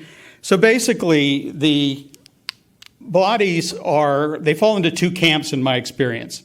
One is there are certain departments you will never see here, because when someone makes a public records request, they comply with the request, and they do so on a timely basis, and they do so on a complete basis, and you just never see them here. There are others you will see here every single meeting. The mayor's office, the Board of Supervisors, and in some cases, like mine, the Library Commission. There are just some folks who do not want to comply with this law. They just do not want to give you information, especially if it's information they want kept from the public. And they run you through these hoops, and rather than doing what the other agencies do, which is I make a request, they give me the records. I've had several complaints that I filed, and when they received the complaint, they gave me the records. And then I withdrew the complaint. Those ones you don't see, but they always want to paint me as the bad guy. No, they know what the law is. They know their responsibilities under the law, and yet if it's a matter they don't want the public to know, they will bend over backwards to keep those records from the public. I'll give you the example, and many of you are on the task force have heard it before. Almost 2/3 of these have to do with one specific issue. That's the financial relationship between the Friends of the San Francisco Public Library and the public library. If you go to the library's website, it says, want to support the library, and you have a direct link to the Friends. In the latest year I'm aware of and have all the numbers for, 2015, that group raised $4 million. They spent $4.5 million, and the library got $375,000. In an average year, 10% actually goes to support the library. And I've called it a scam. And the only response I got from the Library Commission and the library or the Friends is that the Friends no longer come to the Library Commission meetings. And any information that is presented by the Friends is done so through a city employee who is simply given a chart to put up and tell the public, and then when questions are asked, they can't answer them. Bottom line, it's a scam. Any organization who raises funds on behalf of someone and 90% of that money goes somewhere other than to the organization is a scam. And the fact that I can get up in public and call it a scam kind of proves the point. Thank you. Any other public comment? Hi, Wilson Ng, Records Manager for the Clerk of the Board. I did want to speak really briefly. I didn't get a chance to speak earlier before you guys made the motion, but I respectfully disagree with your decision to Wilson, this is items not on the agenda, so this is general public comment. So just generally speaking about Admin Code Section 67.21, the general process is Careful now. Correct. No, I understand. So the general process procedurally is it's a way to mediate an issue by contacting the city attorney's office, not to bring not to extend a potential complaint back to the task force for to rehash an already existing issue. For example, if our department in particularly are not a party to or is not able to provide a thorough response, and only the city attorney can provide it, the individual would generally go to the supervisor of records to seek remedy, not come back to the task force for continuation to rehear a previous issue that's been discussed. And that's the intent of Admin Code 67.21. Thank you. Any other general public comment? Seeing none, public comment is closed. Read the next item, please.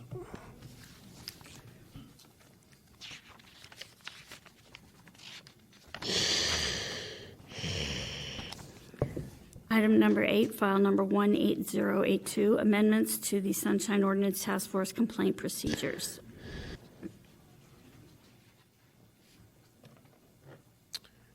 Okay. And do we have a note as to where we were on this? Is it that Rules Committee thing that we did? I submitted to the task force pages where the changes were going to be made. So I highlighted. So we're picking up in I a think section. I think those are in 11. No, it's number 8. It's number 8.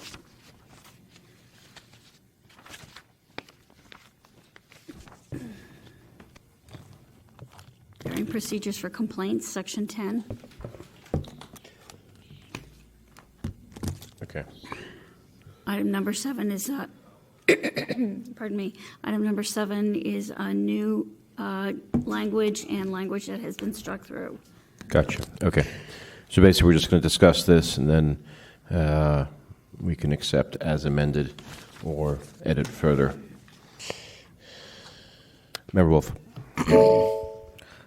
Two things on here. One, on item 7, I'm a little confused why there's both make a motion to find no violation and make a motion to take no further action and close the file.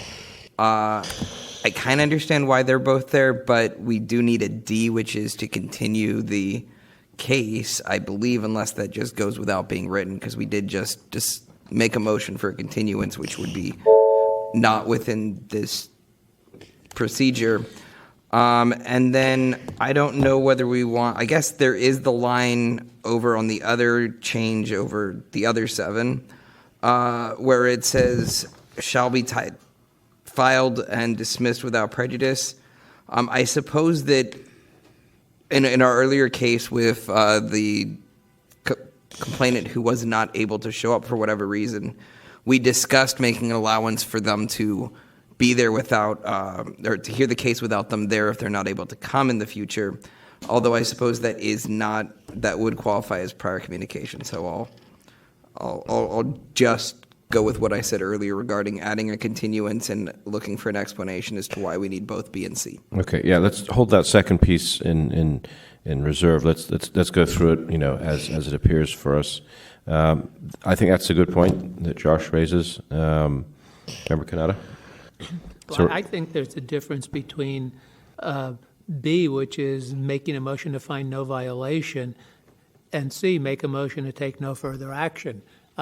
Making a motion to find no violation is overtly saying that the Sunshine Ordinance was not broken, was not, misused. Where the other one is, hey, we're just not going to take action for whatever that reason might be for that case. So, But can you, through the chair, can you provide an explanation as to why you would say that we don't feel comfortable saying there wasn't a violation, but we're going to take no action? Like, I'm just trying to really understand in practice why this discrepancy or why this distinction exists. I think the reason for all this, Josh, and we came up with this earlier in the Rules Committee, was just to give some closure to each item. I mean, Robert's rules and language covers all that. We don't really need to reinvent the wheel here, but this is really more for the general public. It's kind of how we saw it. So the original language we had is the task force is encouraged to A, B, C, D, to kind of go through the steps. Make a motion to find no violation is to put on the record that we felt that there was not a violation in this case. That's a clean result. Or you find a violation. C, make a motion to take no further action and close the file. That's also a decisive, result. I think we could state D, to continue as well. But I don't know if I answer your question on B. Is that still what you're sticking on? I mean, let's look at the adding the continuation line as a separate thing. In practice, in going through all of our past rulings, I'm trying to understand.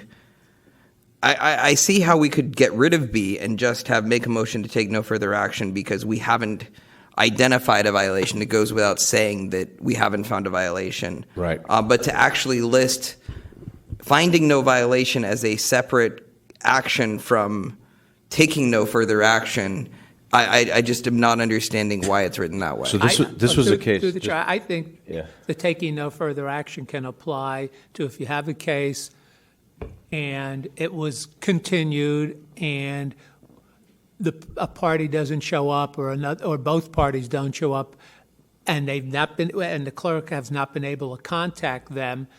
It's just a matter of saying, hey, we're going to get rid of this for now. They do, and it's somewhere in this documentation it says they have a chance to reapply, resubmit their complaint. So it's to have an affirmative action on something other than a violation or not a violation.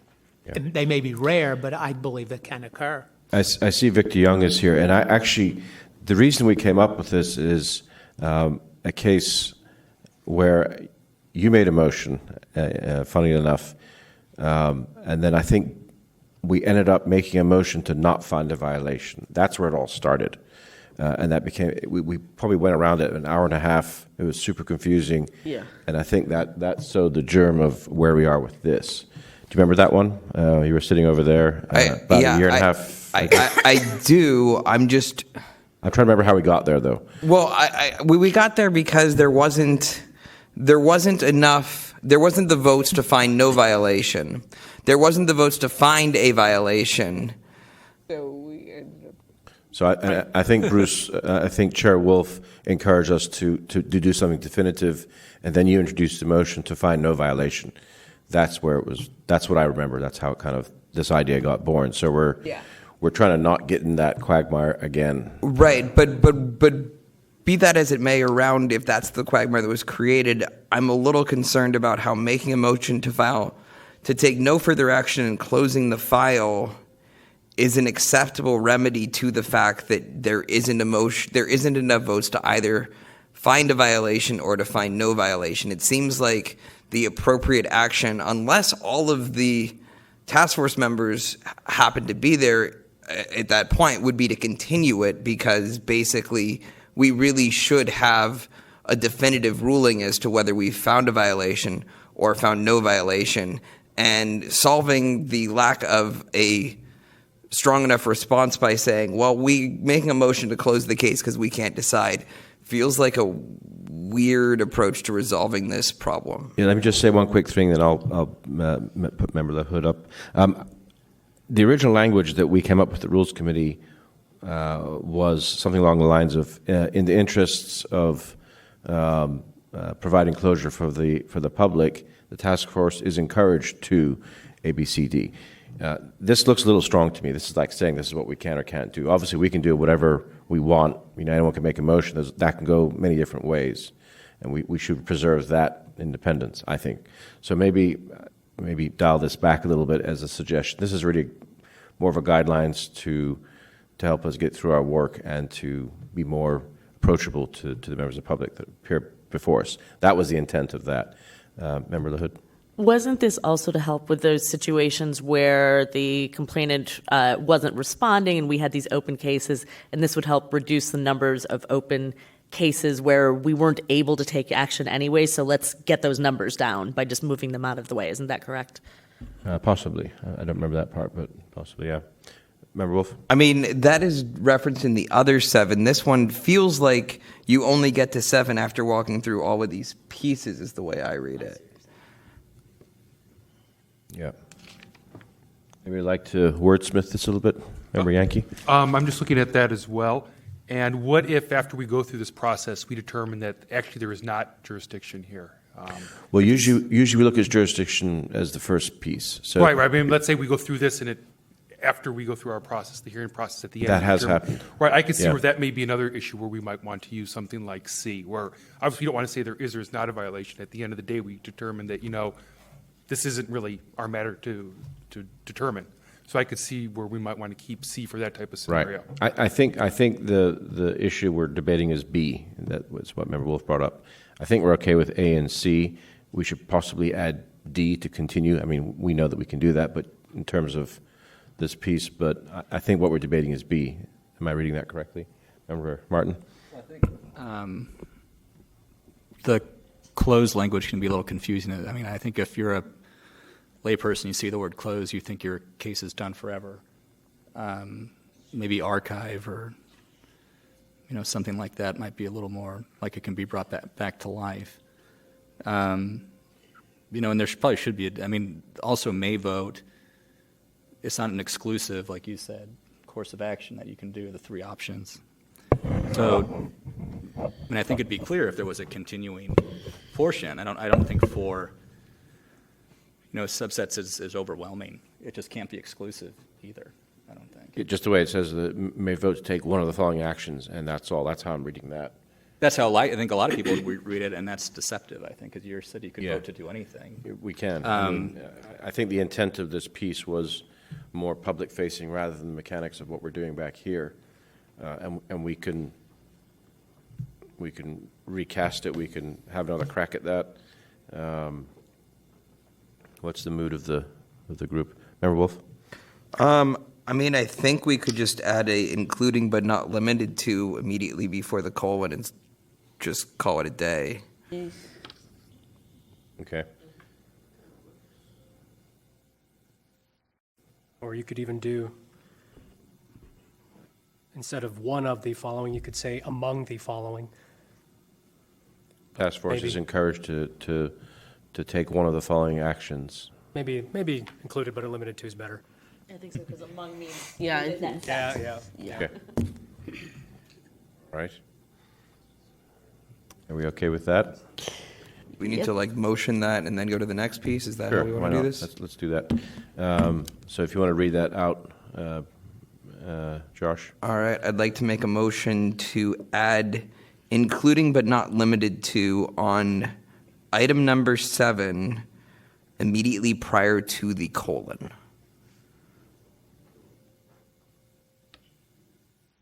Is that clear enough for our record-keeping purposes? And did you want to add D? I think that by saying including but not limited to, it doesn't even matter. We can move on. Very good. All right. Do you have a second? Second. All right. Just note that this needs to be continued to a future date as is a bylaw change, and bylaw changes need to be advertised at the public library before we can adopt them. So, Victor, all of these would be bylaw changes, right? Everything we're doing in this document? The first one is a complaint procedure change, so you can make that change without any additional noticing. But any amendments to our bylaws need to be noticed before we can adopt them. Okay, so Section 10.7 is complaint procedure that we can do? Is that what you just said? I think he said one thing, then he said the opposite. Is that what I heard? Then we can do one but not the other. Part of our bylaws or complaint procedures from the look of it. Section 10 is a bylaw from the So, bylaws. so if it is part of our bylaws, we can't make, we will have to continue that proposed amendment to the next meeting. Okay, what else in here is bylaws? That we only had two proposals today. That first one and the second one on page 326 is in our complaint procedures. And that's the other 7, right? Yes. Okay, good. So then I think my motion is to make those changes to bring to the next task force meeting to approve. And that gives us opportunity to post it, right? Yes. Okay. Second. Seconded as amended? Okay. Any public comment on those items? On that motion, rather? Seeing none? Take a roll call on that, please.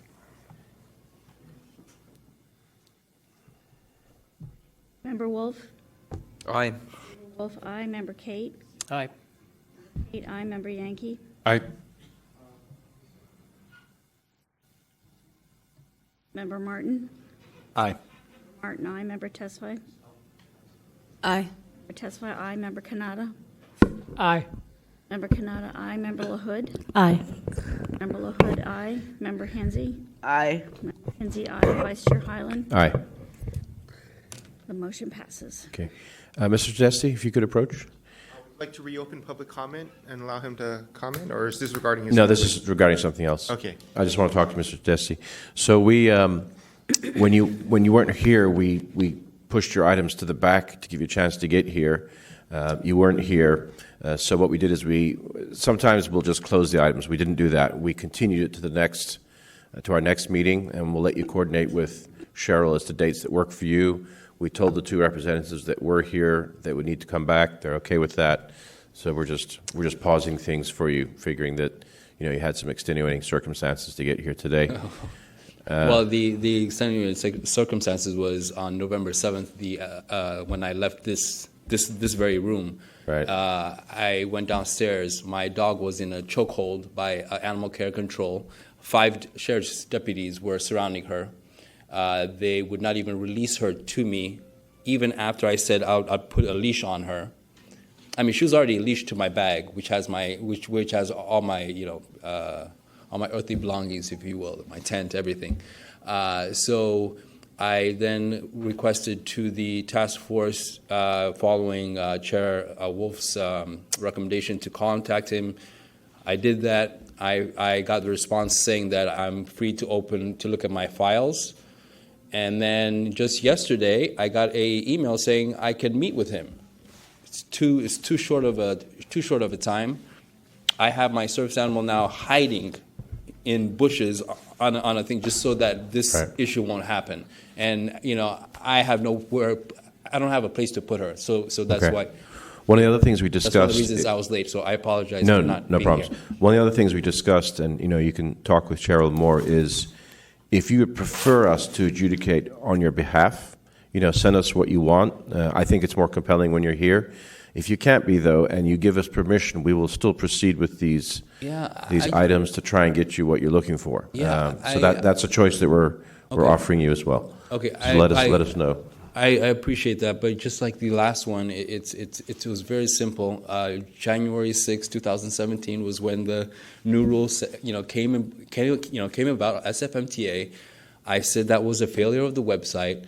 Yet the task force did not find that. I mean, the guy stood here. He said, yes, January 6, 2017, the website was changed to what Mr. Tedeschi said. I don't know why. What do I have to? I don't know how to explain it to. Right, I hear you. What do I? Let me ask you this: would it be possible to leash your dog and bring him in with you? Absolutely not, because this is the whole issue. The whole issue. I understand that, but it's also important for you to get in front of us to be able to. Yeah, but I will not compromise on what I believe is right. Okay, fair enough. And I know it sounds really crazy, but that's just. Understood. No, I just thought I'd ask. Yeah. No, I appreciate it. Okay, so we've continued to our next meeting, which is in January. Thank you. And if that works for you, great. Yeah. If you need to push it back to February, that's fine. If you want us to represent you, we can do that too. Okay. So okay. I'm going to go out and make sure she's okay. Okay. All right. Thank you very much. All right. Good to see you. Okay. Okay, so now we're moving to the other section 7 that we can vote on and affect. And then, so Josh, do you want to refresh what you're saying? This is 7B on page 326, right? Yeah, I mean, I don't know whether it's actually necessary because we do have we do have the shall. So technically today, we did not have prior communication from Tedeschi. So under this procedure, the way that it's written, we wouldn't have been able to do the continuance that we did. And so that's my concern. So do we change the wording to may be instead of shall be, perhaps? I mean, I'd like to preserve some, power to the call of the chair to make that determination on the spot. I think maybe, or say shall to the call of the chair. Either way is a way to sort of and Victor, preserve that. This document, is this... It's in our complaint procedures. Okay, so that's the other side of the coin, that the public's going to see this, and we have to set their expectations too. But I think may and shall that's something for us. But I think they'll get the message here if we go with. I'm sorry, you're saying that changing it to may is good. Oh, Yeah. is good. Okay, yeah, cool. Yeah. I'm just thinking out loud as to who actually sees this document and whether. And I believe today is a special circumstances where we did know that there were other issues involved with Mr. Tedeschi. Yeah, actually, we didn't. We just guessed there might be. That we've had an ongoing issue with him being able to get into the room. And right. No. I kind of expected this. Yeah. I still think that changing it to may gives us more latitude. Okay. I just have a point of discussion on that, through the chair. Sure. So, I think we're really trying to impress upon participants in this forum that they really need to show up. And we've had issues with people showing up. Yes, many people show up without notifying us, and we are wasting hearing days. Exactly. And so I would prefer leaving this as is, because if the person had a good reason for not being able to get here and they didn't let us know ahead of time, they do have this opportunity to refile the complaint for a future date, and then the chair can determine if the complaint shall be reopened. So that encourages people to be here, and it impresses upon them the importance of showing up when you have a date. And if they do have a legitimate reason for not being able to come, they do have the opportunity to refile. And in my experience, the chair is willing to take these circumstances into consideration and allow the complaint to be reopened. Granted, there could be a case when we have a chair who refuses to do that, but I haven't seen that from Chair Wolf, and I didn't observe that with Chair Washburn. So I think that leaving it as is would really impress upon people the importance of showing up, and that there really is a risk of them losing their opportunity if they, waste our hearing dates. Because I know we've had backups in the past, and I would hate for us to really get a complaint back up again because of this kind of thing. Member Wolf? I totally understand that and agree with all of that at the same time. And I think actually technically the language of our complaint procedure as it currently stands, we did not follow when we decided to overstep that and grant that recess without hearing from him. I guess now that we heard from him retroactively, it all reconjoins and is okay. But I just feel uncomfortable with the fact that what we decided as a task force today was that this was a special exception that did call for offering a continuance, and the language of shall makes me feel like we're disempowering our ability to do that. Yeah, it's really a question of who is this being written for? Who's the primary audience? Again, I'm wondering if we leave it with shall, does the chair still have the power to override that? And that's a question. Maybe memory. Yeah, I've in my work experience dealt with several pieces of legislation that has that type of shall versus may, and a lot of times it's that situation where it looks like an exception really needs to be made, and it's typically when it's shall, That, I've often been told there is not a room for exceptions. So I personally feel more comfortable with a may or some other language to convey our wanting people to show up. But I think shall is kind of ties our hands maybe more than we want to. In my opinion. Member Martin? I think if there's a reason shall's in there, there's a reason may's in there. And they usually know that people sit around and talk whether there shall be shall or may, and shall means shall.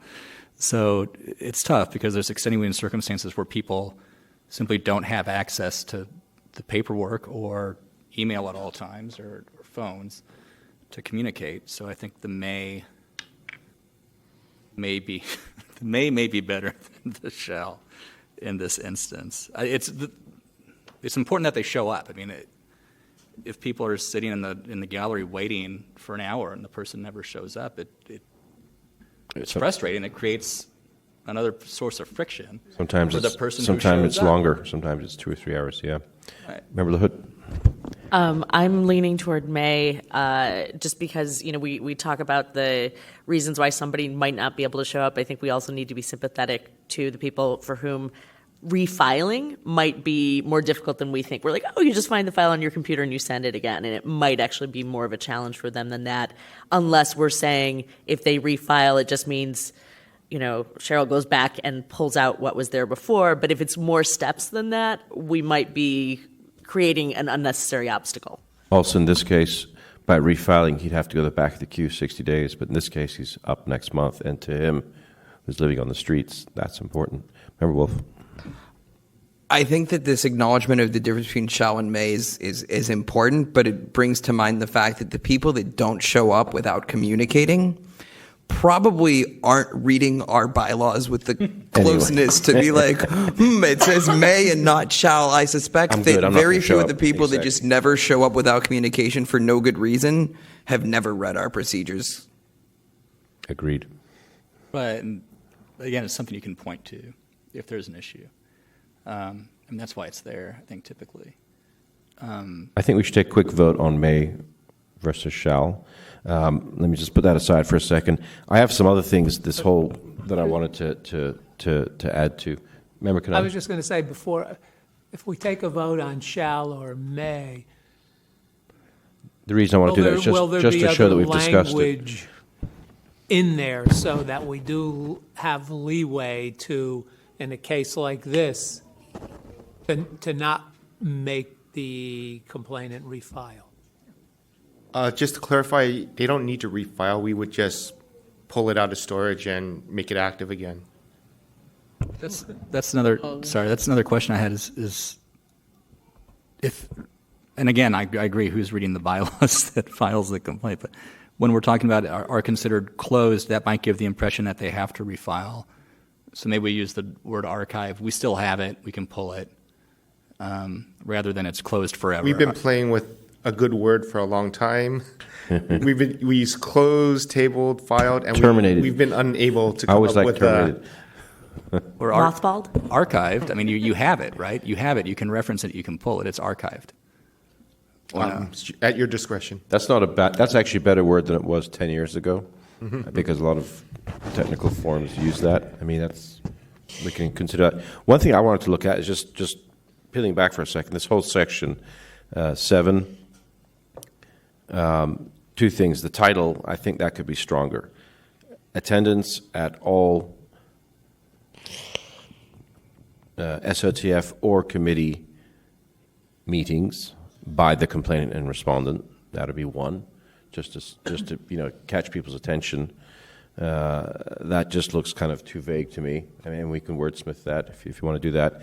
And the other thing, the English major in me is balking at accommodations may be made to accommodate. I think we can do better than that. Accommodations may be made to entertain special needs, or another word. Measures. Address is good. Measures may be made. I see two actions may be. Something. I think we can do better than that, since we're looking at this whole section. That's the general language that the Board of Supervisors uses. So we wanted to stay in the same theme since we use their services to help us accommodate people.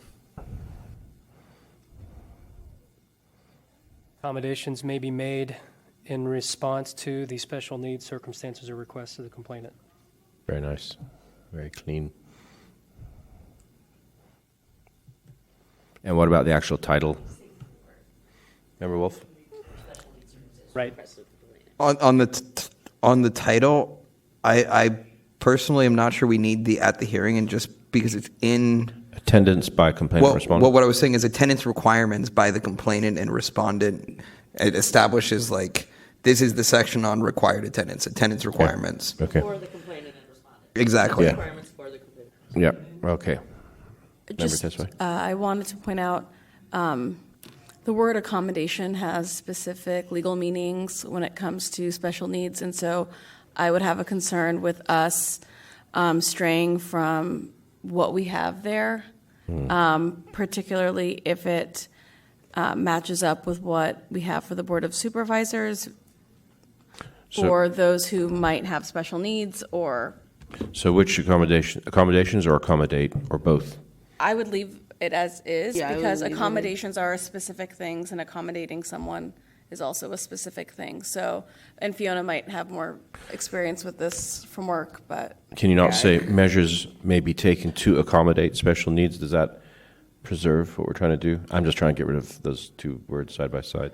I would just, for these purposes, I would just We leave may it. want to look at the back of our agenda as we have language regarding accommodations there that was approved by the clerk of the board and the city attorney. What page is it? If It's this on the is back of our boilerplate agenda. language employed by the city around accommodations, All right. I'm not sure that, spending the time to figure out if we can deviate from it All right. on a document that isn't like getting published in the newspaper is questionable time spent. I guess we can wash our hands of it then if it's not our work. All right. But are we in agreement that we'll change the title? Attendance. Requirements for. Okay, very nice. Take that back to the commission. And then we do a quick vote on may versus shall. And just to clarify, Is there anything else that we need the to? the first shall, but not the second shall. We should, Yes. replacing the first shall, Line 3. and then, because there's a second one where it's the complainant shall be notified of the action, and I think we Right. should leave that one in for sure. Okay. But so we're just changing that first, Yeah. well, I guess, B, line 3. Yeah. moving to change the first shall to may. Okay. Have we decided about tabled?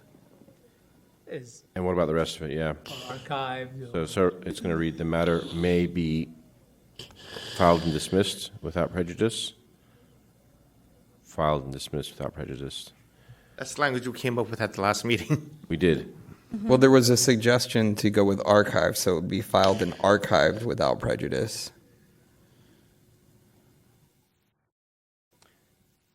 Okay.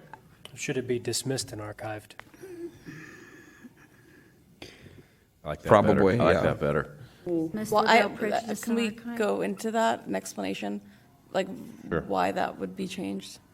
Again, we're trying to, these are the people that don't show up, don't let us know. We're just saying, it's dismissed and archived. We're trying to, warn them into, So the idea is that the word filed, people don't understand what that means? no, they don't.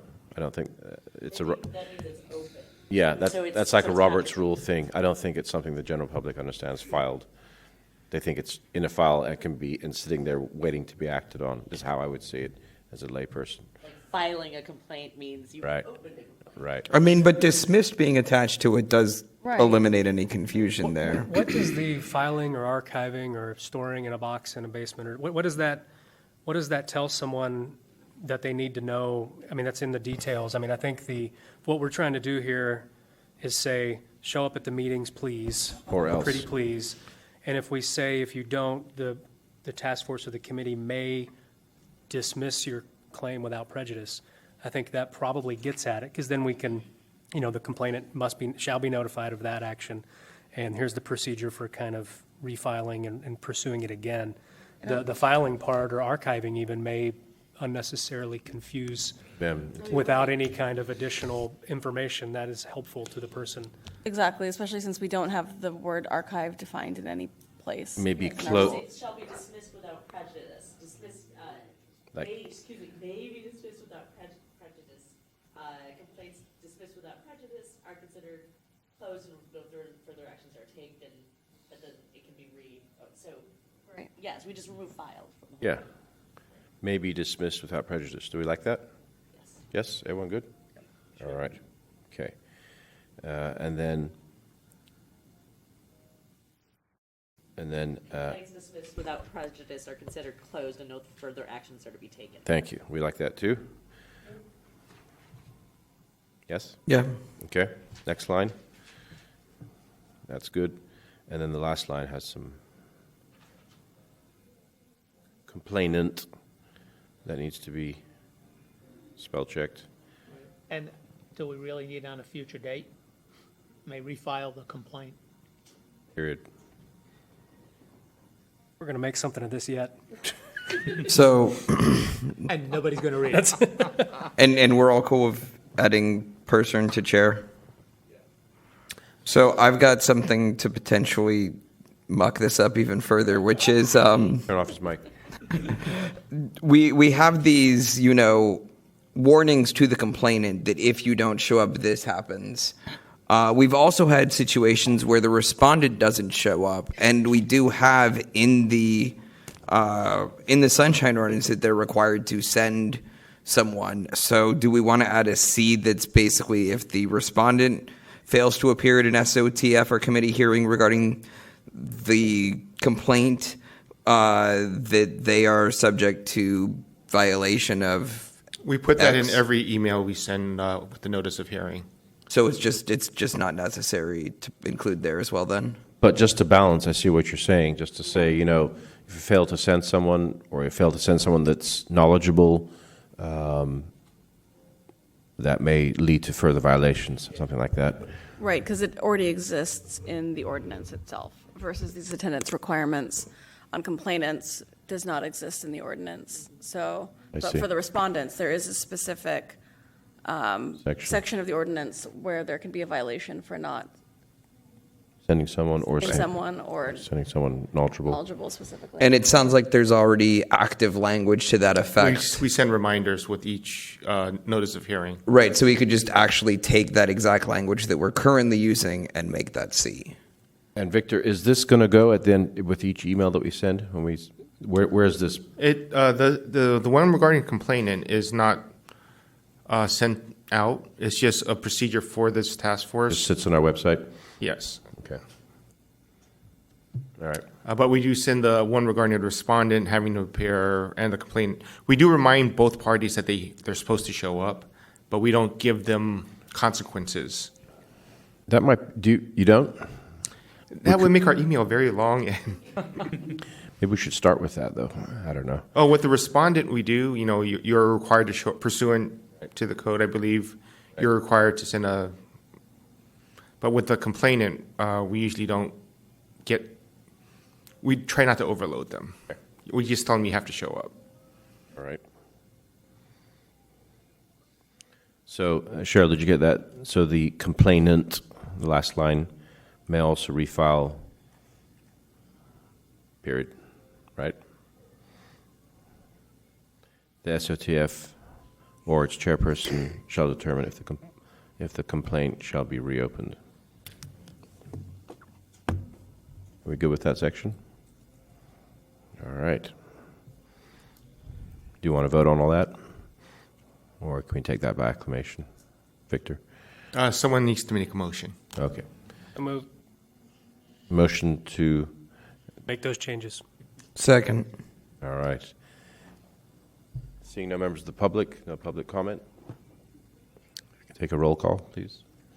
Or a roll.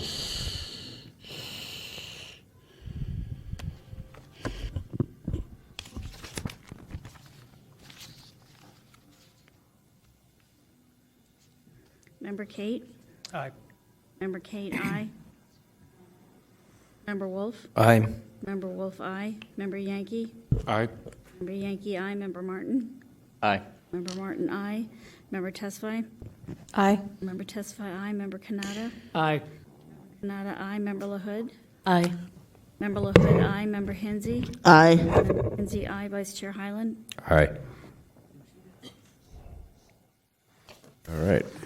And where did we fall on adding that warnings for the respondent? We just leaving it with the email? I think so. Okay. It's fine by me. It's not in our procedure, so we can change it anytime at your request. Okay, next. Timeout. Wait, you listened to us downstairs? I was listening downstairs. We knew that. Pull the mic closer. We're having trouble hearing you downstairs. All right. Next item, please. Item 9. Item number 9, reports from the Sunshine Ordinance Task Force Committees, Complaint Committee, Compliance and Amendment, Education, Outreach and Training, Rules Committee, Information Technology. So, Complaints Committee. Who's our chair for that?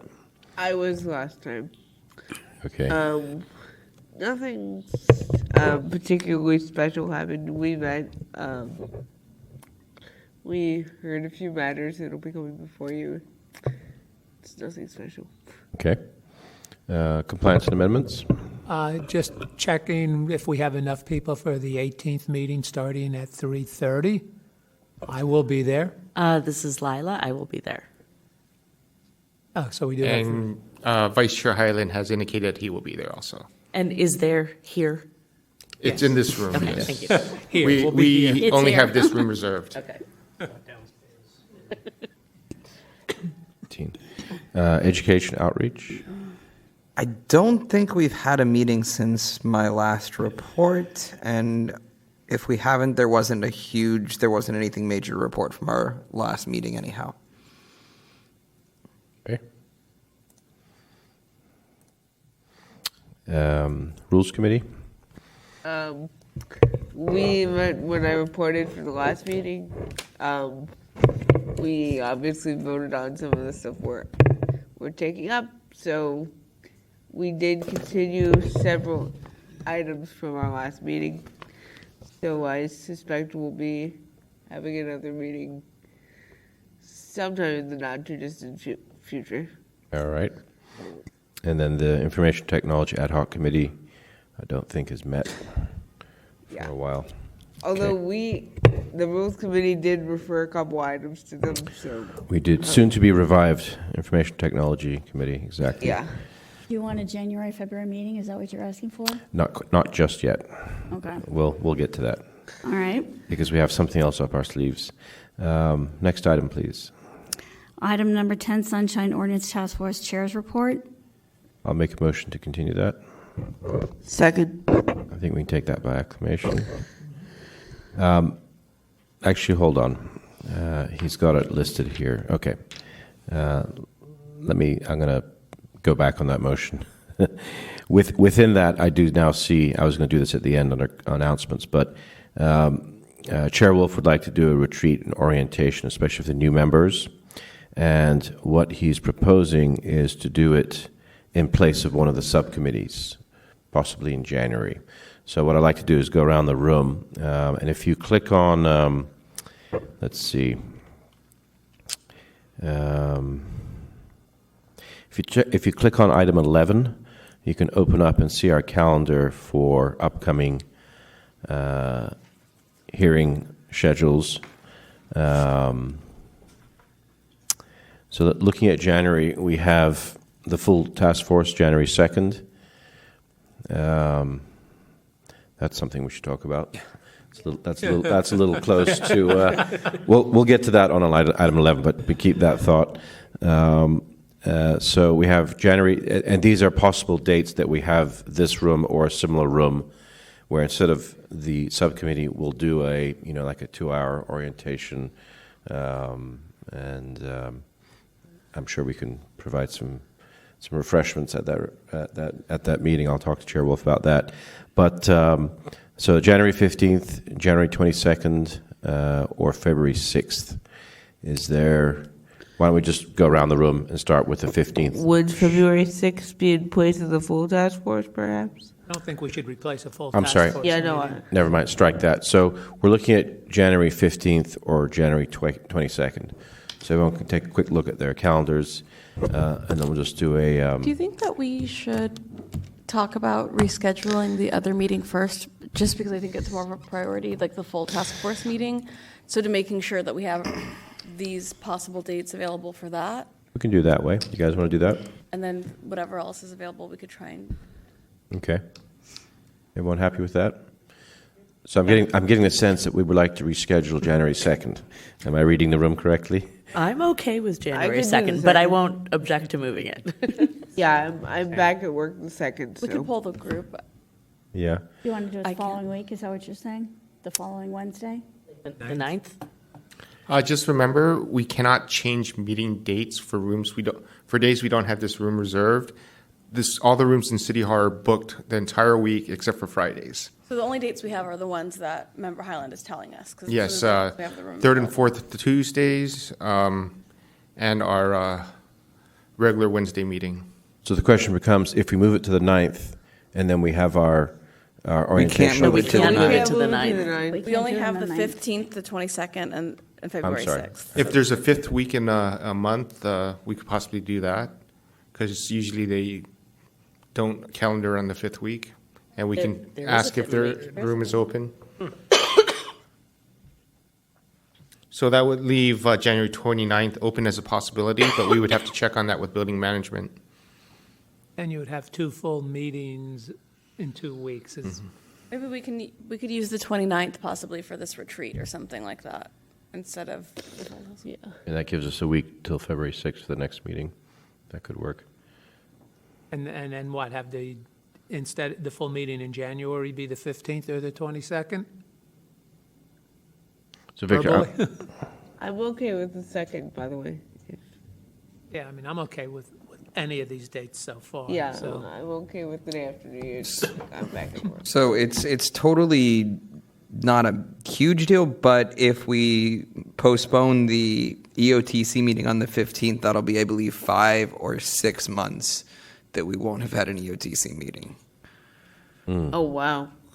because we postponed. Last meeting we had, and I think it was in October. We Right, can but move- then we can move EOTC February to- would be compliance and amendments, and then that would put it at March would be the next EOTC. We can have It wouldn't EOTC be and 5 or complaint 6 on the till same then, day. but what's that? We can put EOTC and complaint on the same day Okay. and double up. Yeah. and then, Complaint starts at 5:30, and I assume EOTC would start at 3:30 or 4.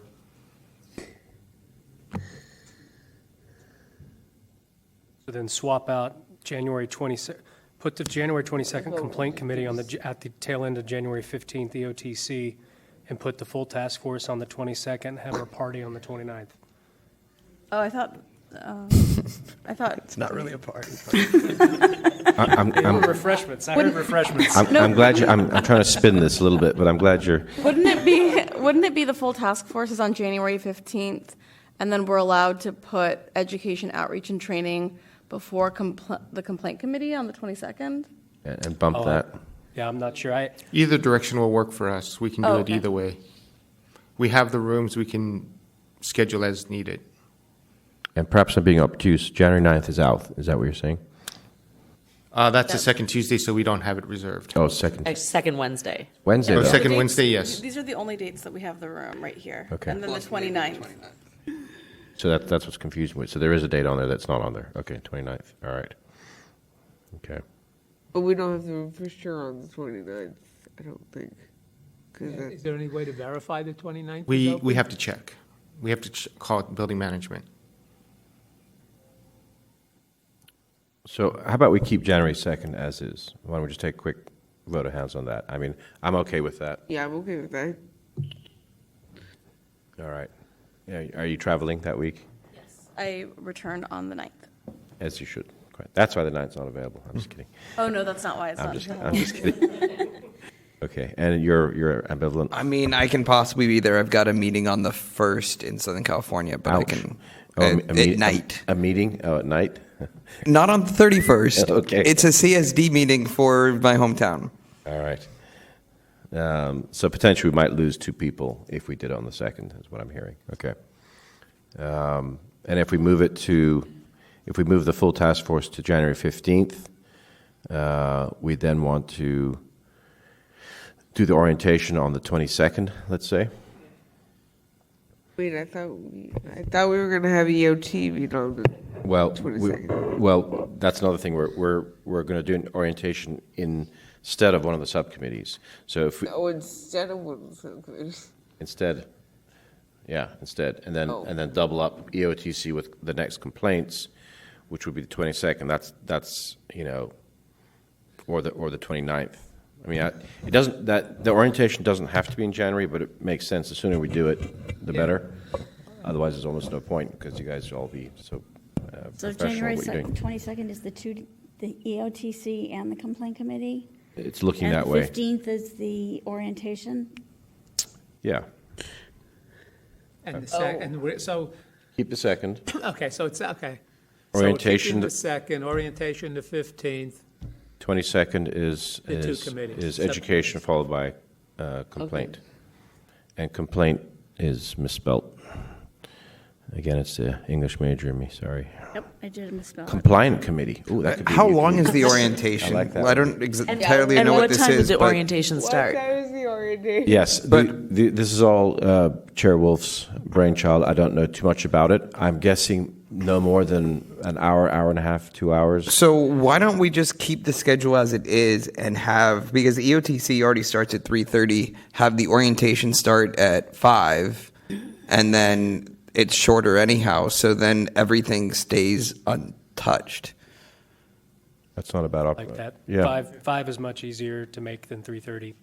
Maybe we could have all 11 of us here for EOTC. That'd be kind of fun. Those that want to can show up early and sit in. You can, if you want to see how it works. That's not a bad idea, actually, because that way people that will eventually be on the EOTC, because we're still... So and the EOTC members are okay with that, back to back? And So when is the... Yeah, we'll make the meeting short enough that we can take like a 10, 15-minute break before starting the 5 o'clock orientation. So when is the OTC again? 15th. The 15th. 15th. Oh, With good. the At 3:30. orientation following the meeting. Right, then everything remains as scheduled. That makes sense. Right. then. That's clean. I like that. All right. Okay, so we'll keep the second full meeting, 15th, 22nd. Good. So there's no full task force on January 29th. Perfect. No. Very good. So it's pretty much as you have in your calendar here, Cheryl. All right. With the addition that we're going to have orientation following the January 15th EOTC starting at 5 p.m. And that's not a hard time. We can well, that's not for the public though. That's anytime you meet as a group, we have to notify them, and the public is allowed okay. into the room if they want to show up. Okay. And we have to take public That changes comment. everything. No, actually, it's okay. EOTC is usually fairly small, so. Because of that, so right now it says for December 18th that it starts at 4:30, but you said we're starting at 3:30. So we would need to Oh. change that, right? I had it in my calendar as 3:30. I'm fine with that. It Is just that said your in the discretion? agenda. You can 3:30 is 3:30 fine, Member Highland? Yes, that's Okay, fine. let's do 3:30 then. That works. Although, Victor, do we have set times for these as well, the subcommittees? We don't. We just have days. Yes. Okay. So to be consistent, and do we want 3:30 going forward? That's okay. We don't have to make that determination at this point, as I assume there's going to be some. I know we've made changes. accommodations Yeah, for we past made- members because they couldn't get here from work, Right. but if we're all okay with that, that's fine. All right, 3:30 it is. Let me make a note in my calendar. All right. And we'll send out email verifying this with everyone and asking for confirmation of attendance. So we'll have to come up with some wording for that orientation meeting. Orientation meeting, that sounds boring. So We that's how should tend to leave it. call it strategic planning meeting or something to that effect. With refreshments. No. Once you put that, no. I want a party. Yeah, okay. All right. Oh, that's a killer. Okay, no one will show up to that. Perfect. All right. So where were we? Committee assignments.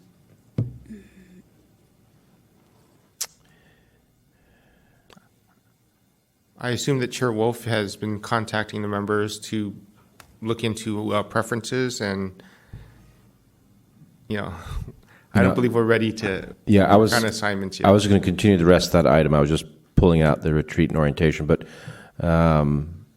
would anyone, I think he's asked some of you about certain committees. Yeah, Okay.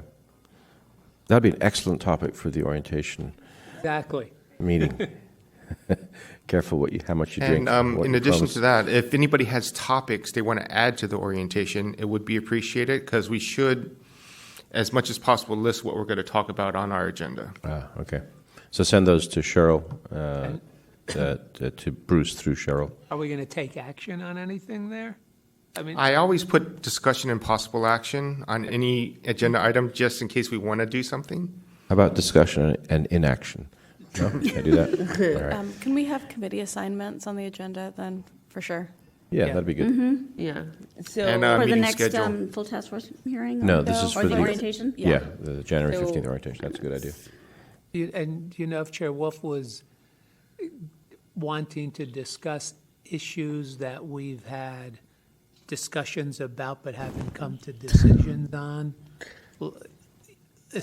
there's two in my mind. The one discussion we've had about whether if a complaint is filed against an individual person, that individual person has to respond. That's one that we've never I come believe to. that's pending under a complaint file. We need to probably need to keep the discussion generic and not related to anything that is pending bylaws or anything. action by the task force. Right. It's more of a generic entirety of the code is my thought on what's going to happen and not related to specific cases. Because we will be discussing that as we still have the, I believe the Mary Miles, we have 3 or 4 cases. We were waiting for additional information before we can proceed any further. Correct. There's that one, and there's also the one with Ray Hartz against Yes, the the issue continues to the come up. Friends. Yeah. Yep. And that goes to our precedence law, which we should rule on and create precedents for. Right. So they're not going to be discussed in I detail. don't want to speak on behalf of Okay. Chair Wolf, but I just warn against speaking Okay. on anything that will relate to a specific All right. complaint file. The reason I bring it up is because if issues like that were going to be discussed, it's going to be a longer rather than shorter meeting. Right.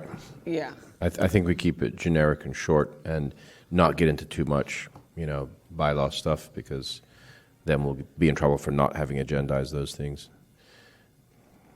Okay.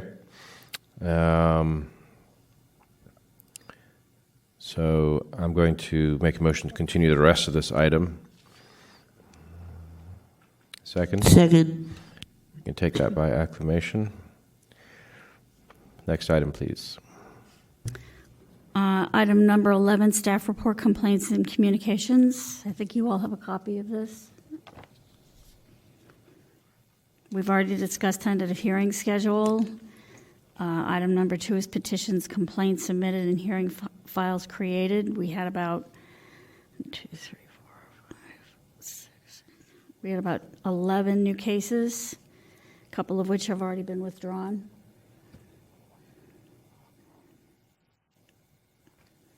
Okay.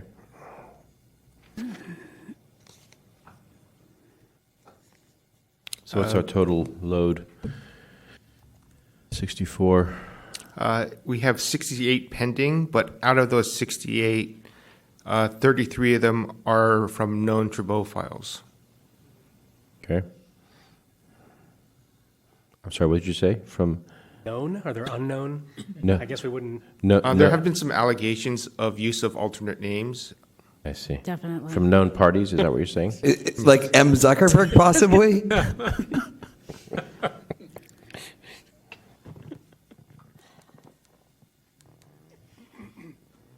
And eventually we've had in the past, over the years, we have tried to bring Ms. Trabeau in to try to resolve her issues. They don't seem to work. The artist. The last time she was really in the office, she just wanted to review her files. And she looked at everything and said, well, she only had one that she was particularly concerned about. So I think we put that in the January agenda. It's before Compliance and Amendments Committee. Compliance So and whenever Amendments. Compliance and Amendments meets, not this upcoming meeting, but the meeting, whenever their next meeting is. That would be in February. And at this time, she has indicated she is not available for meetings. Until So we have not January. been scheduling any of her items. Are those considered archived? Just being flippant here. Okay. Number 4, pending petitions, complaints.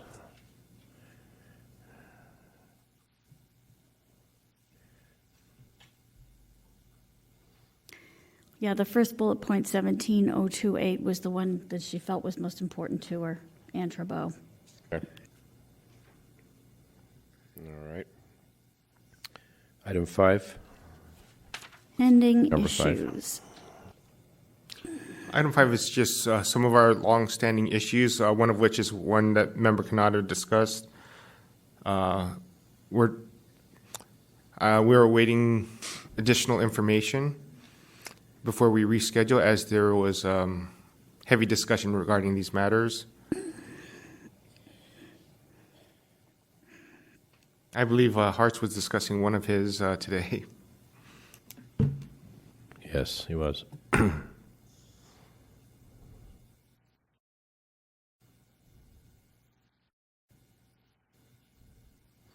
178 emails, huh?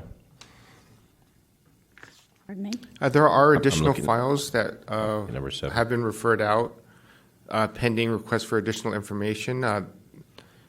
They are not on this list as they were not requested by the full task force, but we do have a list of files that are awaiting additional information.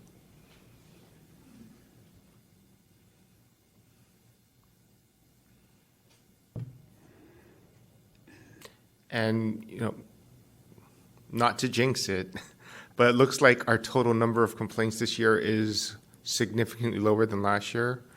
We're going to be under 100 this year, while in previous years it's been 120, 130. That means our message is getting through to the departments, right?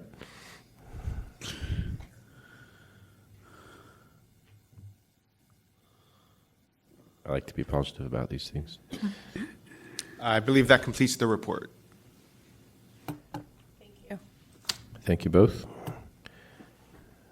Next item. Announcements, comments, questions? Questions, number 12. Announcements, comments, questions, and future agenda items by members of the Sunshine Task Force. Yes, Lila? I would like to make a comment. Thank you for getting the light fixed. I am so happy. I was going to ask you about that. It's gone. For those of you who weren't here, there was a spotlight affixed to the ceiling that was shining right in my eyes. It's actually right here now. Oh, no. I There just was looked an up. extra thing that's They been removed removed. It's gone. I looked up. There was Gone, actually an yeah. additional light fixture? It was like a security light Oh, you're right. that served no purpose. Right. I'm very happy. And it wasn't on the dimmer switch. We couldn't control it. It was just like, yeah.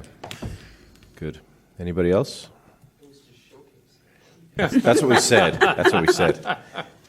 It's, Ready to adjourn? It's the hot seat. Any other comments? Nothing else? All right. Happy holidays, everyone. Motion to adjourn. Second. Where's that gavel? Where's my gavel? Oh, Sure. Turn It's off the okay. recorder. Sorry.